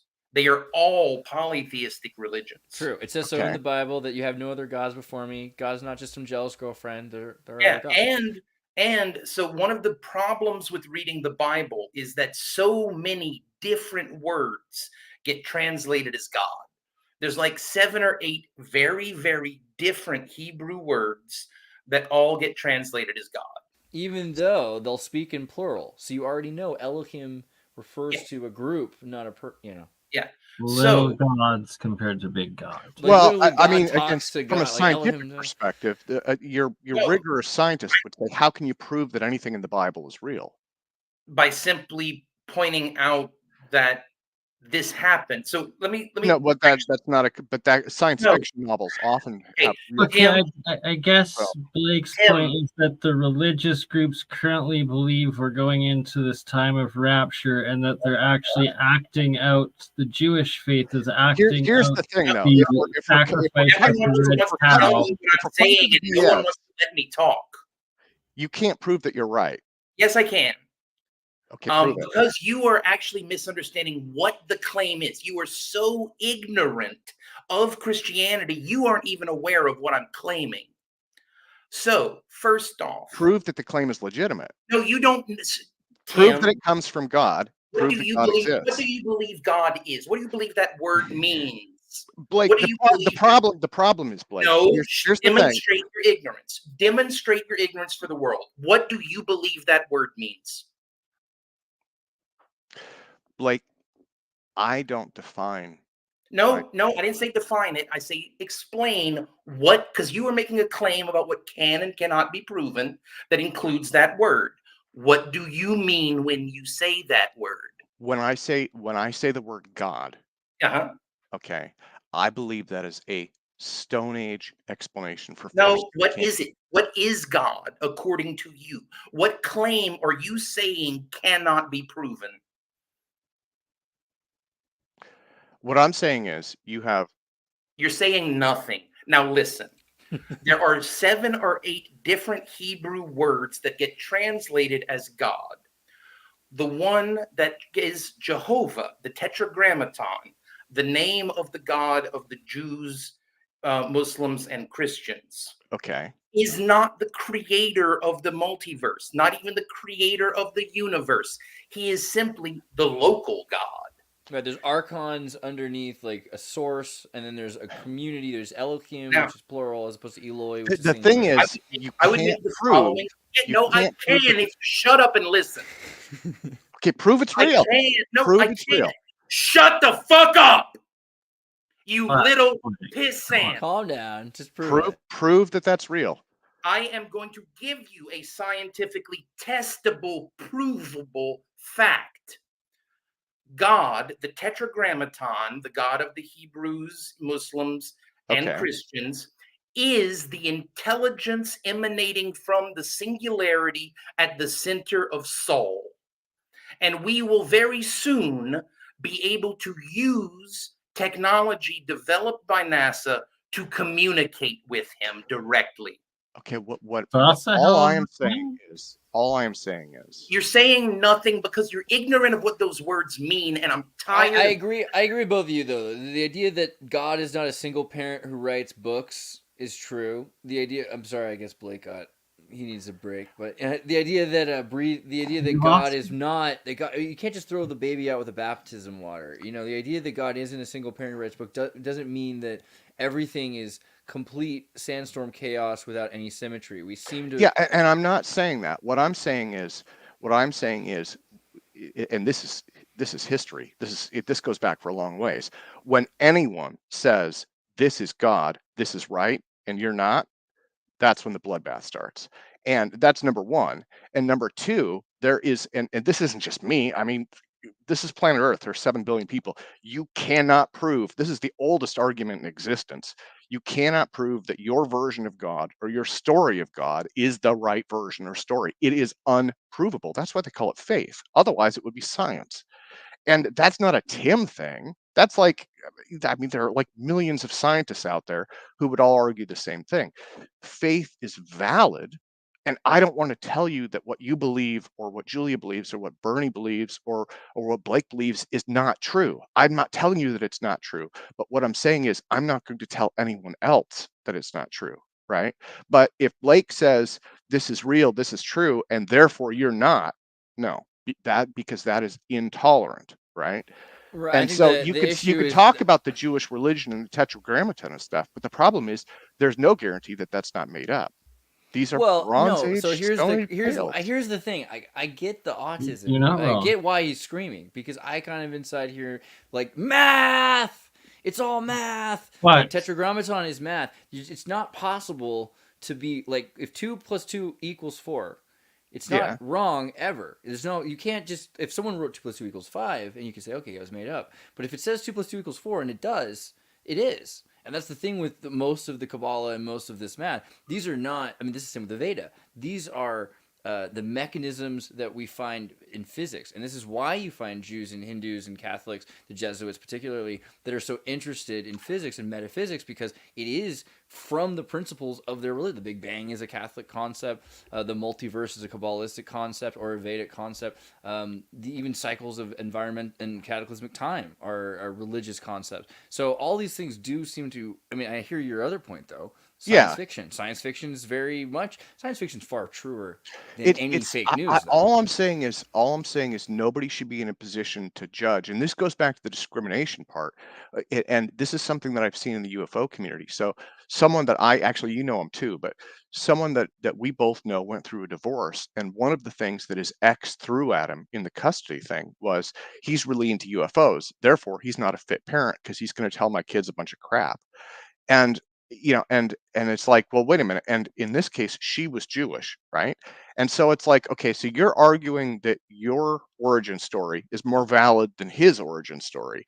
And and I was like, but the problem is the court system. This goes back to equality, right?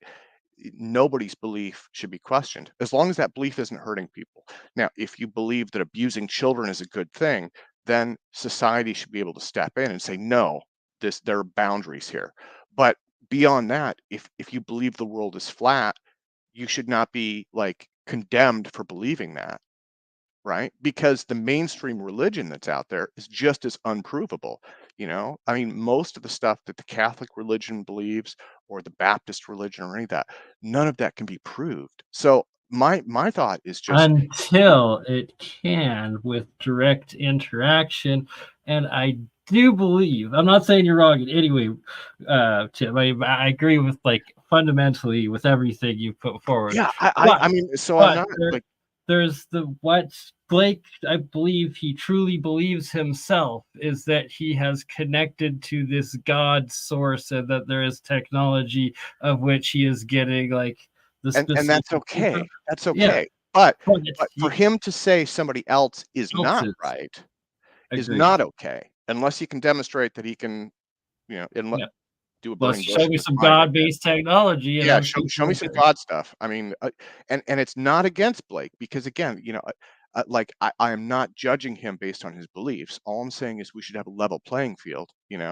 and then it just becomes a marketplace of ideas, which is kind of what it already is, right? But some of the most amazing things you can't prove. Some of the most amazing experiences we can have here Yeah. is like, it's just like with, a lot of visions and things you could do, telekinesis, and it's like you can't, you just like Wi-Fi. But You don't see it, The but world you was use more it. beautiful philosophically in the 19th century when people, science and pseudoscience and spirituality were all so much more bled together. The philosophies, the zeitgeist was more interesting. And today we have people that are more restricted because they're trying to say, well, I won't have any faith and confidence in any idea. I won't even speculate until there's proof. And that is actually dragging us pretty far behind intuition. But to what Julia was saying, like, and Julia, I know that you have had powerful experiences that you cannot always. Well, no, put but into words. but I have proved it because it was things I didn't know that I was blind Right. to, and Like that I remote viewing I is kinda proved with lucky. what I wrote down time Luckily, and it's time actually- again. But then also, like, physical going to space. what Andreas, going to what you were saying about the tetragrammaton and physics and stuff being embodied in that. When you see that, you have an experience, and you're like, "This is powerful. This has meaning to me." No one, I don't think that anyone should be able to tell you, no, it doesn't, because I don't think anyone should be able Well, to I do that. mean, It should be a freaking level. does. It just does. You look at sacred geometry, you look at a seashell, you look at a temple, and you look at the difference between that and a mobile home, and you can say, okay, geometry and symmetry and sacred shapes and divine principles are cool. They're better, and they exist at least because I have demonstrative evidence of them in the material world. So that's good enough. The problem is when it gets a further astray from the intellectuals that are so looking at the epistemological experience that is the world. Then you have people that are saying, okay, well, really, what it is what experience do you have? Well, I'm a little kid and I love my mom and dad. That's what it is. It's the love of your mom and dad. Yeah. And so people will have, it dissipates as you get further away from the pursuit of truth, because the closer you get, but the thing is, it's fine. Because a kid can have that understanding and faith and then use that to understand symmetry and be interested to lead towards school. And we don't have that. We have people that have no reason to look towards evidence for truths. Why would you care? And that's actually a scarier thing. No, I think it's better to question what it is that's holding things together, even if we decide eventually, okay, well, we have to re-scrap that. Clearly, God isn't a black lady, or God isn't a white guy, or God isn't a turtle, or whatever it is. Well, fine. Let's maybe figure out that. My God is a turtle. Don't discriminate. Time and God's time again, always too, if you see in history, is when somebody comes out and is gifted and proves things that are miraculous, they get absolutely ostracized and, totally like abused or killed. So what, Julia? Violently. One of the challenges I think that this is just my opinion, but I think a lot of people probably share this, is mainstream religion is more than belief. That's one of the problems, especially when you get into stuff like Catholicism, those big wheelhouse religions. The problem is it's a system of control. It's a form of government. It's a tool for raising taxes.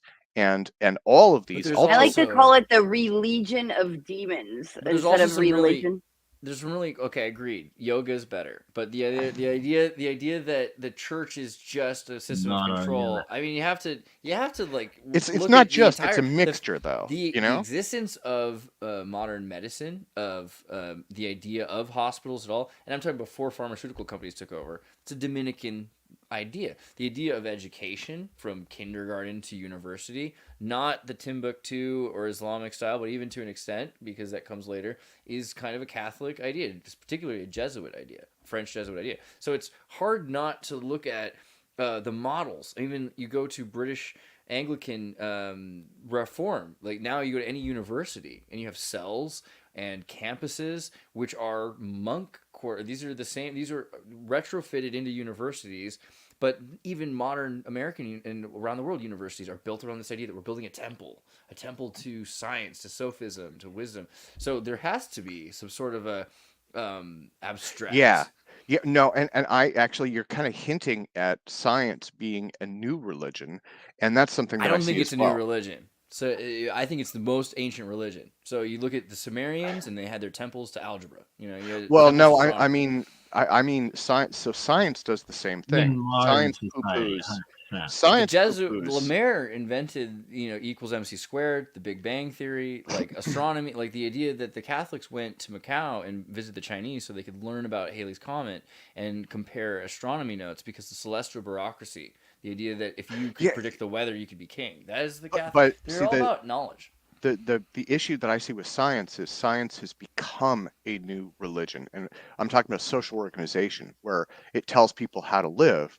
And again, I don't think science should be able to say this either. And that's, for me, that's the cleft between faith, which is what you believe even though you can't prove it, and then science, which can be proved. And science needs to be a tool, right? But like right now in science, they're having this big debate about dark matter. And I just saw this thing, 70% of the matter in the universe is missing, but only if you do the math a certain way. And if you do it another way, oh, guess what? Maybe it's not.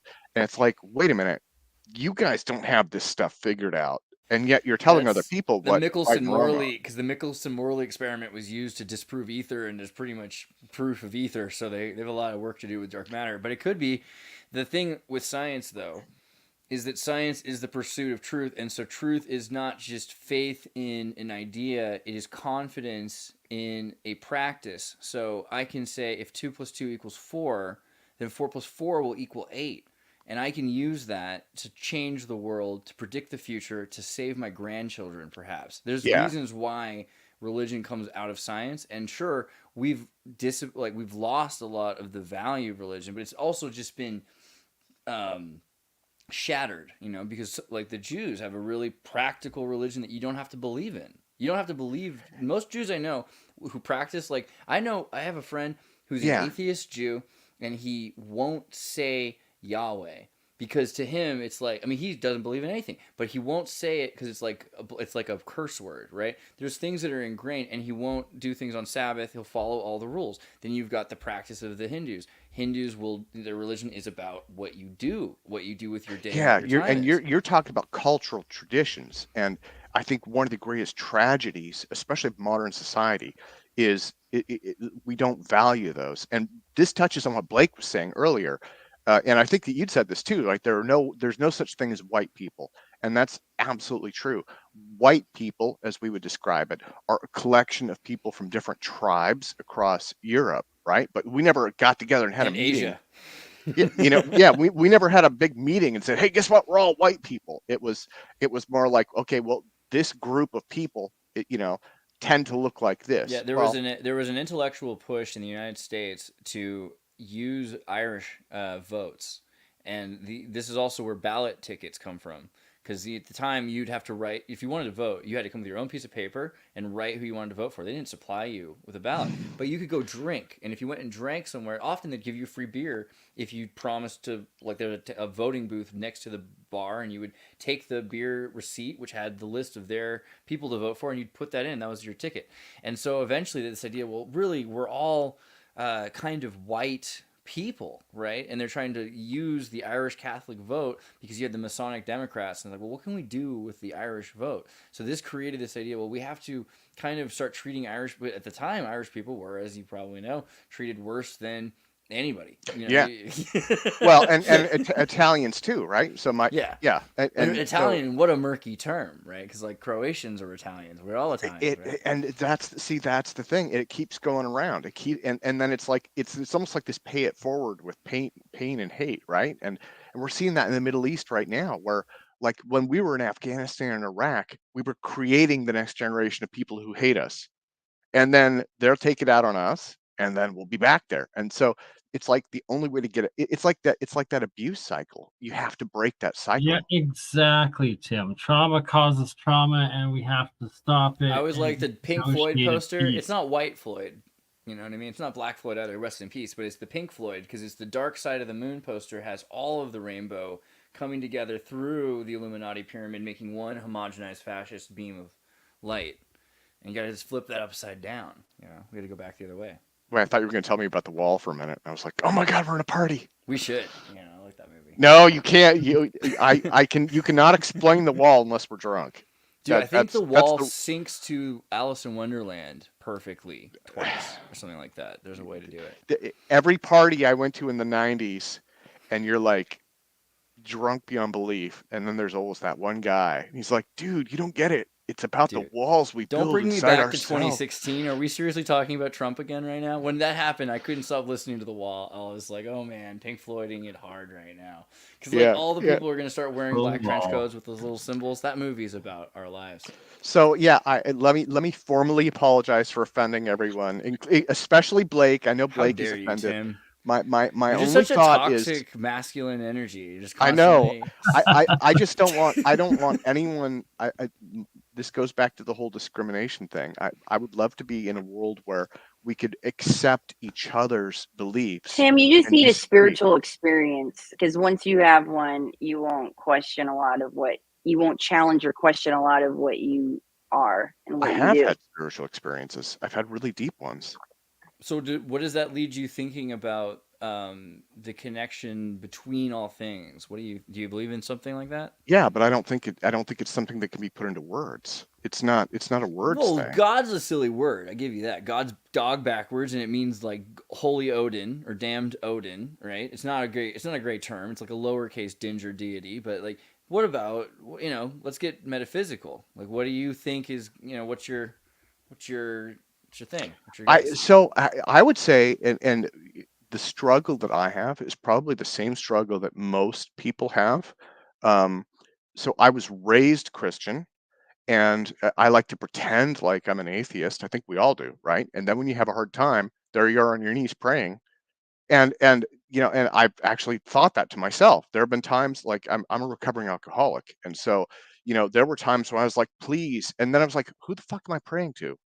Yeah, But right, yeah, it's funny. it's and that goes to get them while they're young, because but so I've had those moments, So but you then don't I think you're praying to somebody? You don't think it's a higher power? Like you don't think you're being called to like the I obvious do, thing? but then there's this there's logic versus faith, right? And like I can't resolve that, and I think most people probably can't. I think most people have this inner conflict. What is your logic that's conflicting with this idea of Well, there being like a so guiding there's source? that, and then I've also had deep spiritual experiences, and that goes beyond words, right? For me, it goes beyond words. I mean, for you, that may interpret into words and symbols. For Julia, you said you'd had answers. Were those answers concrete word type answers, or was it more like knowing? Are you talking? Well, we're talking. What I brought up earlier was about with proving it is I was blind to certain targets that I had written down that verified what the target was, and because you asked about proving it, but are we talking about now? What are you asking about? Like God, or what's the Well, Or question? yes. I was, I mean, eh, yeah, I was just basically asking, like, were those experiences that you had, was it was it something that kind of came into words? Was it like a textbook, or was it more Mm. like knowing? You know what I mean? Because Oh, it's all of it. It's like it's a feeling that encompasses you that you feel everywhere.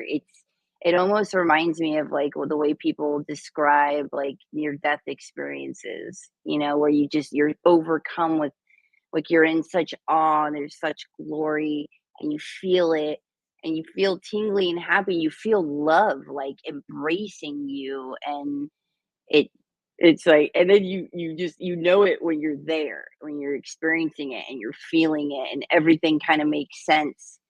And it's so interesting. I think it's the Book of the Dead that yeah, they talk about like when you go there, like when you go to certain states of consciousness or whatever this place, like you cannot take back what you learn. Like you just seem to know all these things, but you don't necessarily take all of it back. But it is such an amazing energy It that to me seems like the experience a machine would have if it was like a CD player, and you put a disc in it and you took it out, or if you were connected all of a sudden as a phone to the internet and then you were When you disconnected. disconnect your hard drive, your like Yeah, it doesn't know external the hard things, but it drive to your remembers laptop. vaguely that it had this experience, but doesn't have that data anymore to recall. So it might have some meta tags, but it might not have stored any meta tags. yeah, But that kind of calls that idea that there's this sort of energy that material matter is made of.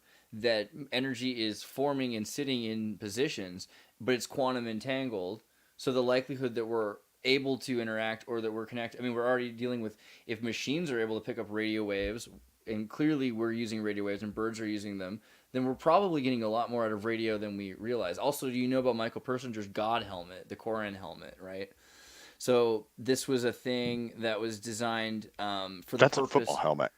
Well, the Koran helmet is a Oh, give machine that me a can make sec. I'll you be right back. experience. It makes you experience God, right? So that's you not. mm, It makes you think you're experiencing God, and that's you're able to produce the psychosomatic responses. And Persinger's not a religious person; he's an atheist, but he found it didn't matter that he called it the Koran helmet. People kept saying that they were experiencing God, so it didn't really, objectively, that's the experience they were having, right? wait, And so they does it radio waves? Like what? yeah, so it's essentially how's this work again? Uses solenoids placed over the temporal lobe, produces EEG traces from the limbic system, and then EMF emissions, radiation. And also, you're in a Whoa. Faraday chamber, right? So you can control the experiences. So all of a sudden, the Schumann resonance is no longer, or whatever it is no longer affecting your mind because you're in a Faraday cage, and they can produce a new sonic frequency, and that change, and especially because it's directly in your mind, it can interact and you can change the signals going into one part of your mind depending on what another signal is going on, and you can change your equilibrium and everything else like that. So this can make you essentially have the same experience as if you were having a divine or godlike experience, right? And that's kind of, it calls into question, like, we have these receptors for that purpose, or is it just like, okay, well, all those experiences, they can happen, so because they can happen, we're having them. Like, it's not really clear, but it seems like the idea that we can have them is more interesting than not, because the sophistication of those mechanisms are not just accidental. It's not like, oh wow, you're just not able to deal with this data stream and this is what you're thinking. These are specific I think that's what a lot of receptors. these temples and a lot of these sites were made for. And we look at it now and we're like, what were they made for? And it was, I think, to induce, to have that happen, where they were in these rooms and the rooms are cut in a certain way for specific frequencies, and you combine that with maybe light and sound, and it'll get you there, probably, Right. to certain states. It reminds me of Lady de Elche too, that she had the two circular things on each side of her head. But yeah, Like not that. sure if you got all that. I see Tim. Blake in chat. Blake, let me apologize to Blake. Blake, I did not mean to offend you, or I'm actually looking out for Blake, and the reason why is no one should be able to say what Blake believes is correct or incorrect. That is personal article of faith for him, right? And that's my belief. I believe that, and the same thing would go to everyone here. Like, it is not my place to judge what you believe. Yeah, but I think that's the problem. Is like, so again, we're getting back to that idea of like religion being just Until this sort of, we bring forth God technology. this is God plebeian.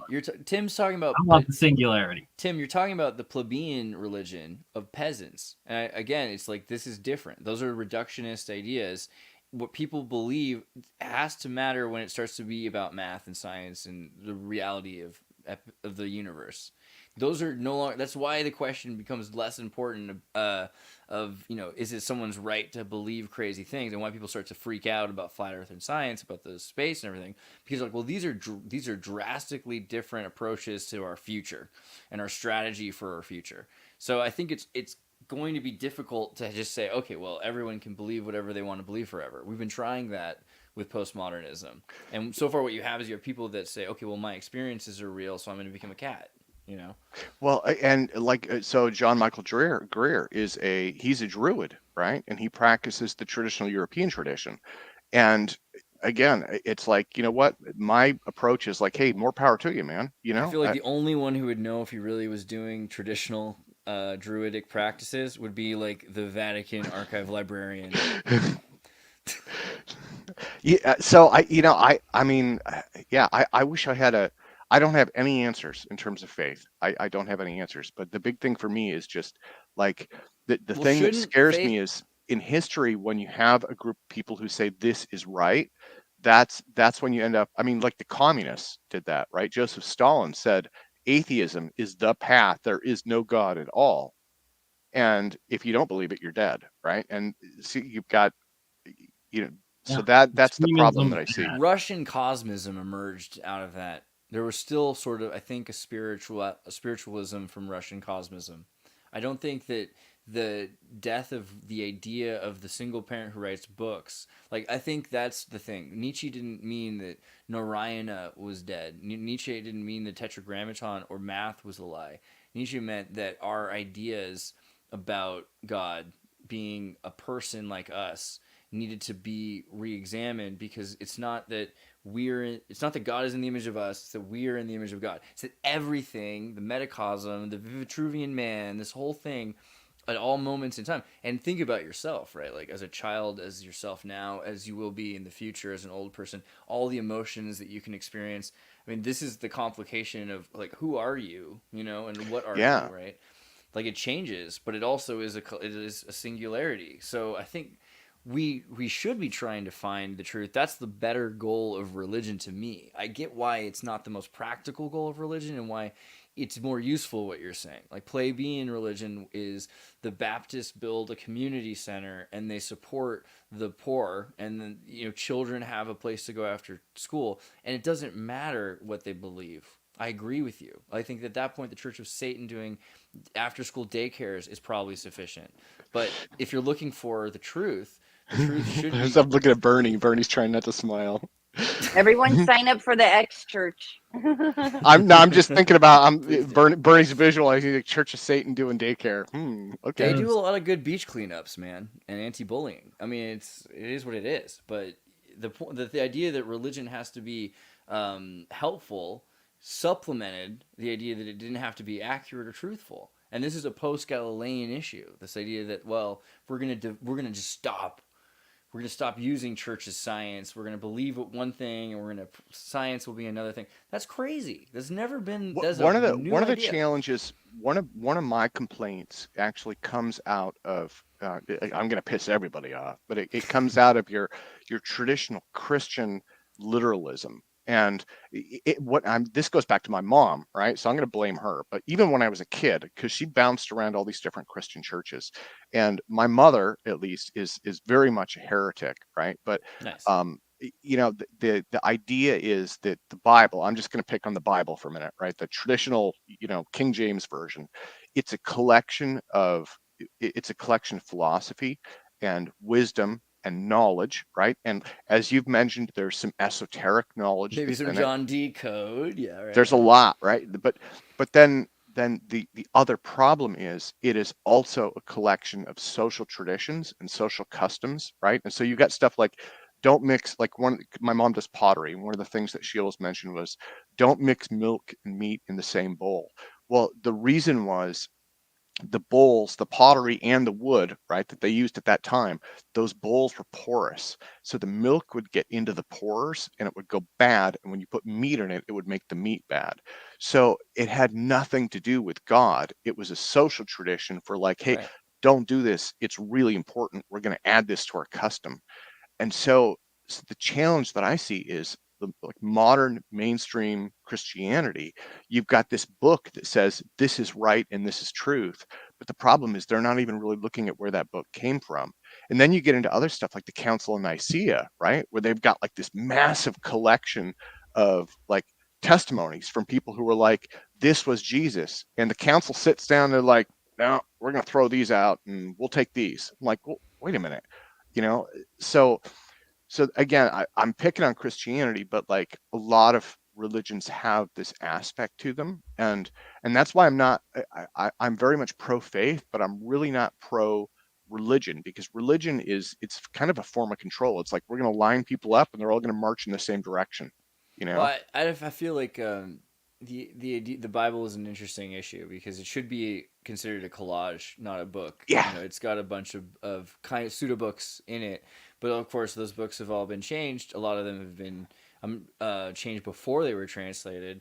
And you can look at Matthew, Mark, Luke, and John in the Qumran document and say, okay, well, every time Jesus is speaking in the New Testament, it's coming from another book. They're directly quoting it. They just take that and then they write it down into their larger story. And this is all before Marcionites or Ebionites are arguing about Christ. But that's there's two things here. One is that the Bible is interesting because of that, because now what you have is other Bibles, other books like the Gita and the Quran. They'll tell you about how perfect a person was and how everything worked out, essentially. And the Bible is a collection of human failures and the consequences of their sins, like where the God, or when we say God, you have to also think of like the literal legal term, acts of God.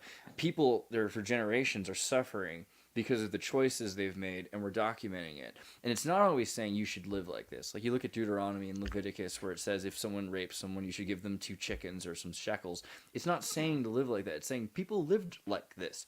It's an anthropological record. And Yeah. be careful because this could happen. This is the worst thing that ever happened. And it's led up to a jubilee, which is this guy shows up and says, hey, look, we really got to stop rocking the boat with this karma. And we should start to just forgive each other's debts and sins and, transgressions so that we can just forgive and forget, literally, is probably the best thing. And they killed him for it and all the witnesses.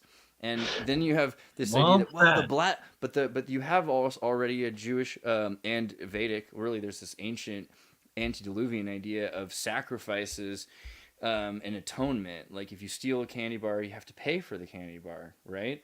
Like, so the atonement sacrifice reemerges, that Christ was brutally murdered, and it's a God, so it's the shepherd that's sacrificed, not the lamb. So you have this immortal sacrifice. This is a conflicting religion, and I would argue that this is not anything to do with what Christ was doing with his life, right? The living Christ message is very different.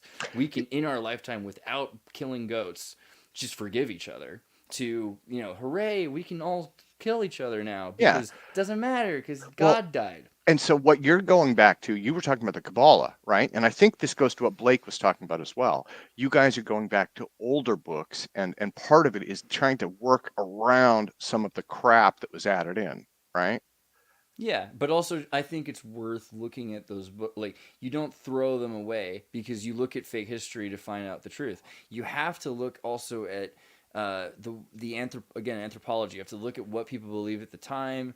The Bible wasn't meant to be a single collection of books. Pope Gregory he's like, look, these are the ones I like.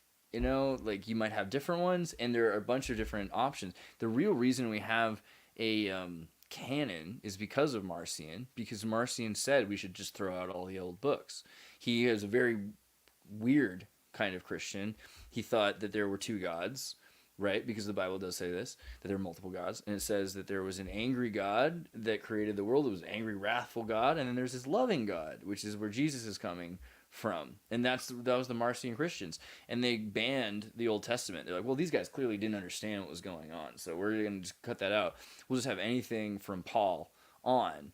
And that freaked a lot of people out, but the Marcions were really popular. So they eventually, St. Augustine was like, well, we should probably make sure to have a canon that includes these older books. Start with 77, works down to 66, but the Catholics still have extra books. But that doesn't even include the Ethiopian church, which has its own set of books. I think the Orthodox might even have a few more books as well. But the Ethiopians have their own gospels, like including Gnostic texts like the Pistis Sophia. So there's a lot more to Christianity, and it's kind of weird that we think of it as, oh, Christianity, it's Baptists, or it's like fundamentalist Christians, or oh, it's it's Mormons, or oh, it's the Protestants. It's a lot of different things. It's also like Syrians, it's also Palestinians. No, Andreas, let me thank you for sharing that. And I mean that you know far more about this than I do. You know far more about Christianity than I do. Some of the Christianities around the world, though, conflict with what we like. In America, we look at Christianity a very specific way because of what it's done for us. Yeah, well, so then my question would be, based on these other books that you know of, like how does that change? I mean, this would be first off, it doesn't need to be about the books. That's the biggest thing. The idea that we need to have canon is wrong, and it comes from Marcion. Marcion did that, and they're like, well, no. Don't throw away the books. Let's keep at least these. But that's kind of like the Bill of Rights. The Bill of Rights wasn't meant to be, it was supposed to be expanded infinitely. And so we should be continually adding, not just like Book of Mormon level, we should be having the stories of the church in the the 3rd and 4th century letters and committees. Those things should be included in the church. We should also have the Didache. The Didache shows the first century or 2 centuries of Christianity and what they did. And they're like, okay, look, if a guy comes to town and he says he's an evangelist, Messiah following Christian, let him stay 3 days. If he tries to stay longer than that, kick him out of town. Like, they have all these weird, interesting rules. If he asks for money, don't give him to him. He's not a good Christian. Like, interesting stuff that could be in the Bible that shows how people lived at the time, and then you'd be looking at it differently, because now you're like, okay, well, this is a story of people trying to better themselves throughout history. It's not the same. It's not all of a sudden, well, this is like the way it's an oral history. It's an oral history. And you see that like with, every group of people, right? That's what we do. Like we are storytellers as human beings. And so that's the tool they had. And from what I understand, as an oral history, one of the things they would do is memorize this with incredible accuracy, right? That's supposed to be one of the hallmarks of the Jewish tradition, was the level of accuracy that these stories were handed down with. And that's why, like, from what I understand, when you go back and you look at these from time to time when they are written down, they're always like remarkable at how accurate these stories are over time. you know. Well, so that's the other thing is like there are scribes that copy stories, but there are very different stories for different groups. Matthew, Mark, Luke, and John weren't Matthew, Mark, Luke, or John, nor were they even the schools of Matthew, Mark, Luke, or John. But there are ones we know, like Thomas went to India, and we do have in India a huge Christian belief system that is essentially they believe that Noah's son Shem went to India, and that essentially like the Vaishnavist cults, their beliefs are like Persian post-flood traditions of great men who did live like perfect, in a lot of ways, and so they were remembered and honored, but that it took away from the original idea of source, and so that Narayana is Yahweh essentially. And so this is, I mean, there are a lot of diverse, and there's Manichaeism, like St. Augustine was trying to be a Manichaean at first, because there's like Buddhist Christianity, like all from Persia to China, and they believed that there were 7 dark archons and 7 light archons that like the dark archons were tricked into swallowing the light archons, but then the light archons were inside the dark archons, so now they can come out from the inside and they'll integrate, and our job is to better ourselves, so there's all these different belief systems that were emerging. The most interesting thing to me, though, is they're always associated with universities, they're always associated with education, they're always associated with the betterment of science, of astronomy, algebra for predicting flood seasons, and you'll never find a better example than a monk or a priest or a imam for like a scientist or an alchemist or an inventor or a lawyer, like Maimonides, right? And this is the other thing, is like the way things were in Spain, right? Where Maimonides was a Jewish rabbi, but he was a doctor, and so he was and he was made an administrator over Christians in a Muslim state. It's just amazing. I think this is it's hard to understand, because we think of these divisive American, ideas that these groups are so separated, which I think they were a lot less. No, and so what interests me is what you're describing is I've read about something called a racial decline, and this is also a cultural thing, right? But this goes to the whole, again, as Americans, we like to divide things up. This is a black person, this is a white person, this is an Asian person. But in reality, what you have is you have these series of tribes, and they all met and interacted. And as you're describing, they traded not just goods, but also ideas with each other. And so when you go to the Middle East, right, and you look at, okay, where does a white Northern European person begin, and where does a Middle Eastern person begin? There is no beginning or ending. You have people who are a little bit darker and a little bit closer in culture all the way down, right? Because these were trade routes. And so what you're describing is the same thing in terms of storytelling and religion, like you were talking about Thomas going to India and picking up things there. And for me, that's incredibly intriguing, because then you see this cross-pollination that's happening with ideas. Yeah. And again, with education, because why would you care to better yourself or to make the world a better place necessarily? Instead, I mean, because honestly, there's examples of people who didn't. You can look in France, when they, in the post Saint-Just period, started to have, even up into Schopenhauer, nihilism, and existentialism, libertine period in England, right? Like you have syphilis and fires emerging out of like the craziest of circumstances, because everyone wants to experience Sodom and Gomorrah, right? But then there's a extreme lack of betterment which emerges from that, because there's no point, there's no goal. That's where I think that's what faith is really for. I think faith is supposed to be about that, not necessarily. I can't even really conceive of the kind of idea of faith that I think you're talking about, which I agree, like there's like this weird idea that I've seen it though, like I've seen movies about like Christian Bible camp things. I know that kind of Christian exists, Paris syndrome, but I can't even really understand how that works or what it's for exactly, except that it's, a safeguard against questioning things. I get that. Yeah. I think that's I think if Yeah. that's, and then we can agree, like but that's not what I think faith is. It's not, I don't think God is a single parent who writes books. I don't think faith is a license to not question, to be I would say in the United States, we are very good at mass producing things, and religion is one of the things that we mass produce, right? And it's like everybody marches to the same drummer down the same road, and and nobody questions it, right? And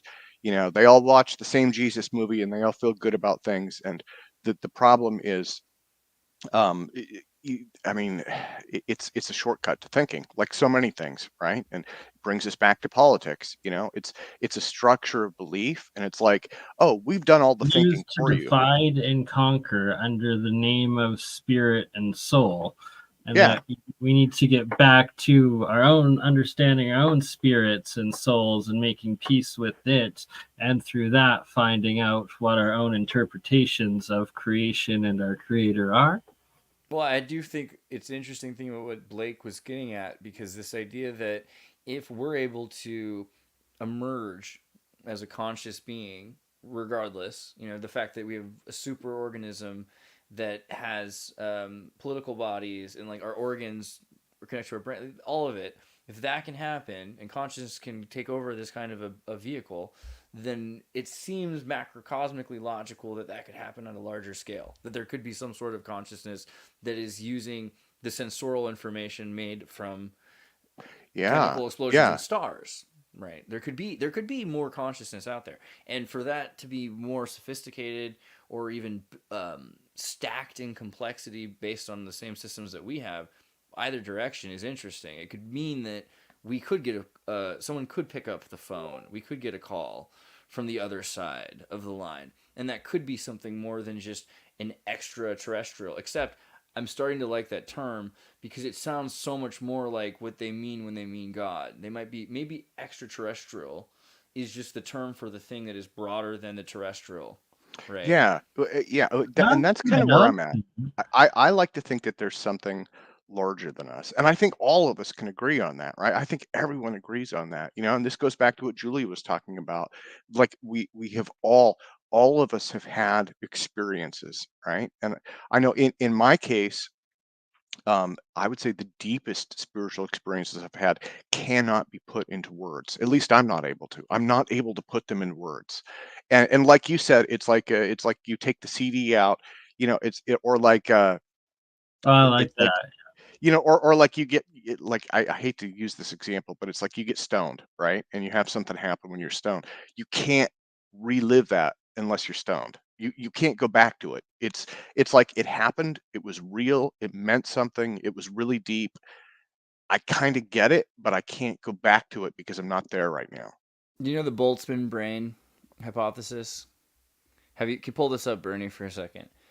The Boltzmann brain thought experiment suggested by Ludwig Boltzmann, and by the way, look at this beautiful man. But Boltzmann said, as an Austrian physicist, they all looked angry back then. I think it's a lot of coffee. You have to understand, it's the Turkish coffee from Vienna. It's changing them. That he said that would it be possible that it might be likely possible for a single brain to spontaneously form in a void, complete with memory of having existed in our universe, rather than for the entire universe to come out in the manner cosmologists think it did.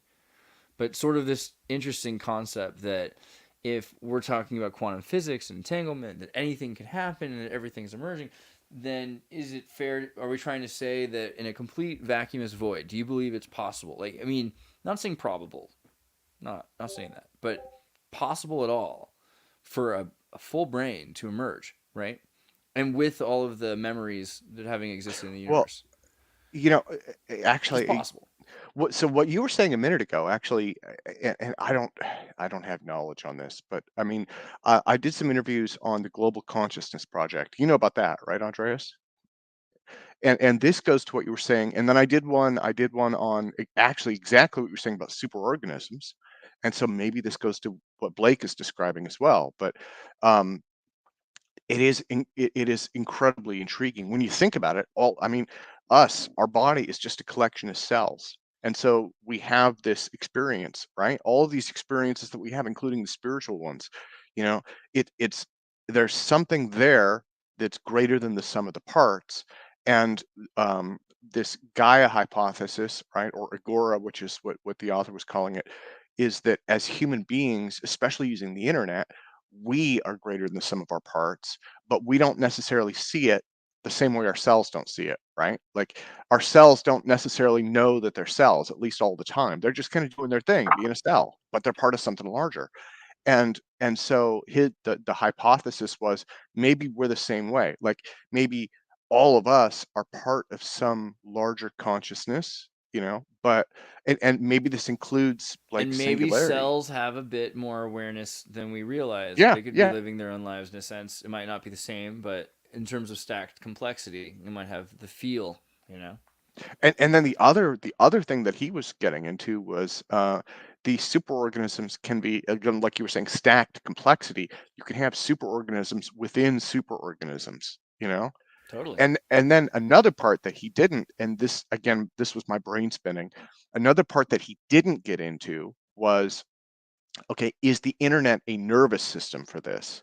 Because it's so new. Because he was only thinking, like he was thinking of beehives and stuff like that, right? So he's like, okay, you see how bees use chemicals, and chemicals are like hormones for the superorganism, and all that kind of stuff. Um, my thought went to, okay, so now we use the internet to speed up this communication. Maybe if we are a superorganism, maybe it's just gotten smarter, whatever we're part of. I don't know. Yeah, no, I like You know that about thought actually. carcinogen? You know about Reaching, it's crabification, carcinization. I'm trying so hard here. When things become crabs, like everything evolves into crabs. You know what I'm No. talking about?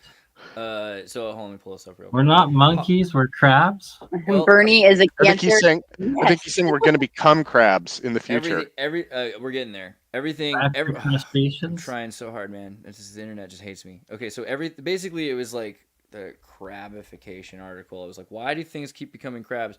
Thousands of things evolve into crabs. These are all things that started as different, and then they just evolved to look like crabs because it's just a really practical thing to have a shell on your outside and have these big pinchy pointers and things like that. And you can also think about the hermit crab, which is a transhumanist kind of thing. I mean, Crabs trans kind crab. of scare me when you think Trans about it. crabist. Yeah, when you look transcarcinate. close at them, aren't they scary? Maybe Aren't it's we just all? me. I think we all are. But what's interesting to me about the crab is it has a shell that it's collected from nature. This is This is technology. This is essentially a cybernetic, or a what do you call that? Where like where it's it's an implant, or it's this. That's crazy to me. 3D printed hermit crab homes. They made glass shells, and then the crabs adopted them, so you can literally get them to think, all right, I'll use that as my shell now. So I've been thinking a lot about that because humans, we're evolving into a superorganism in the same sense that we've got a shell, like a wall around our society. We have, a backup system for memories that is, so our superorganism, even if people die, the superorganism of humanity is immortal. And it's not that humans are becoming, it's not that people, it's not that a person is becoming a crab. It's that humanity itself is becoming a giant crab.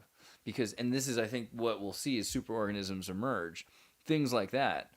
I mean, not necessarily like a comic book, more the idea that we're going to have these cybernetic, pseudo-biological superorganisms that are made up of, like a siphonophoric jellyfish made up of many people, many things, and also have technology to supplement this greater conscious experience.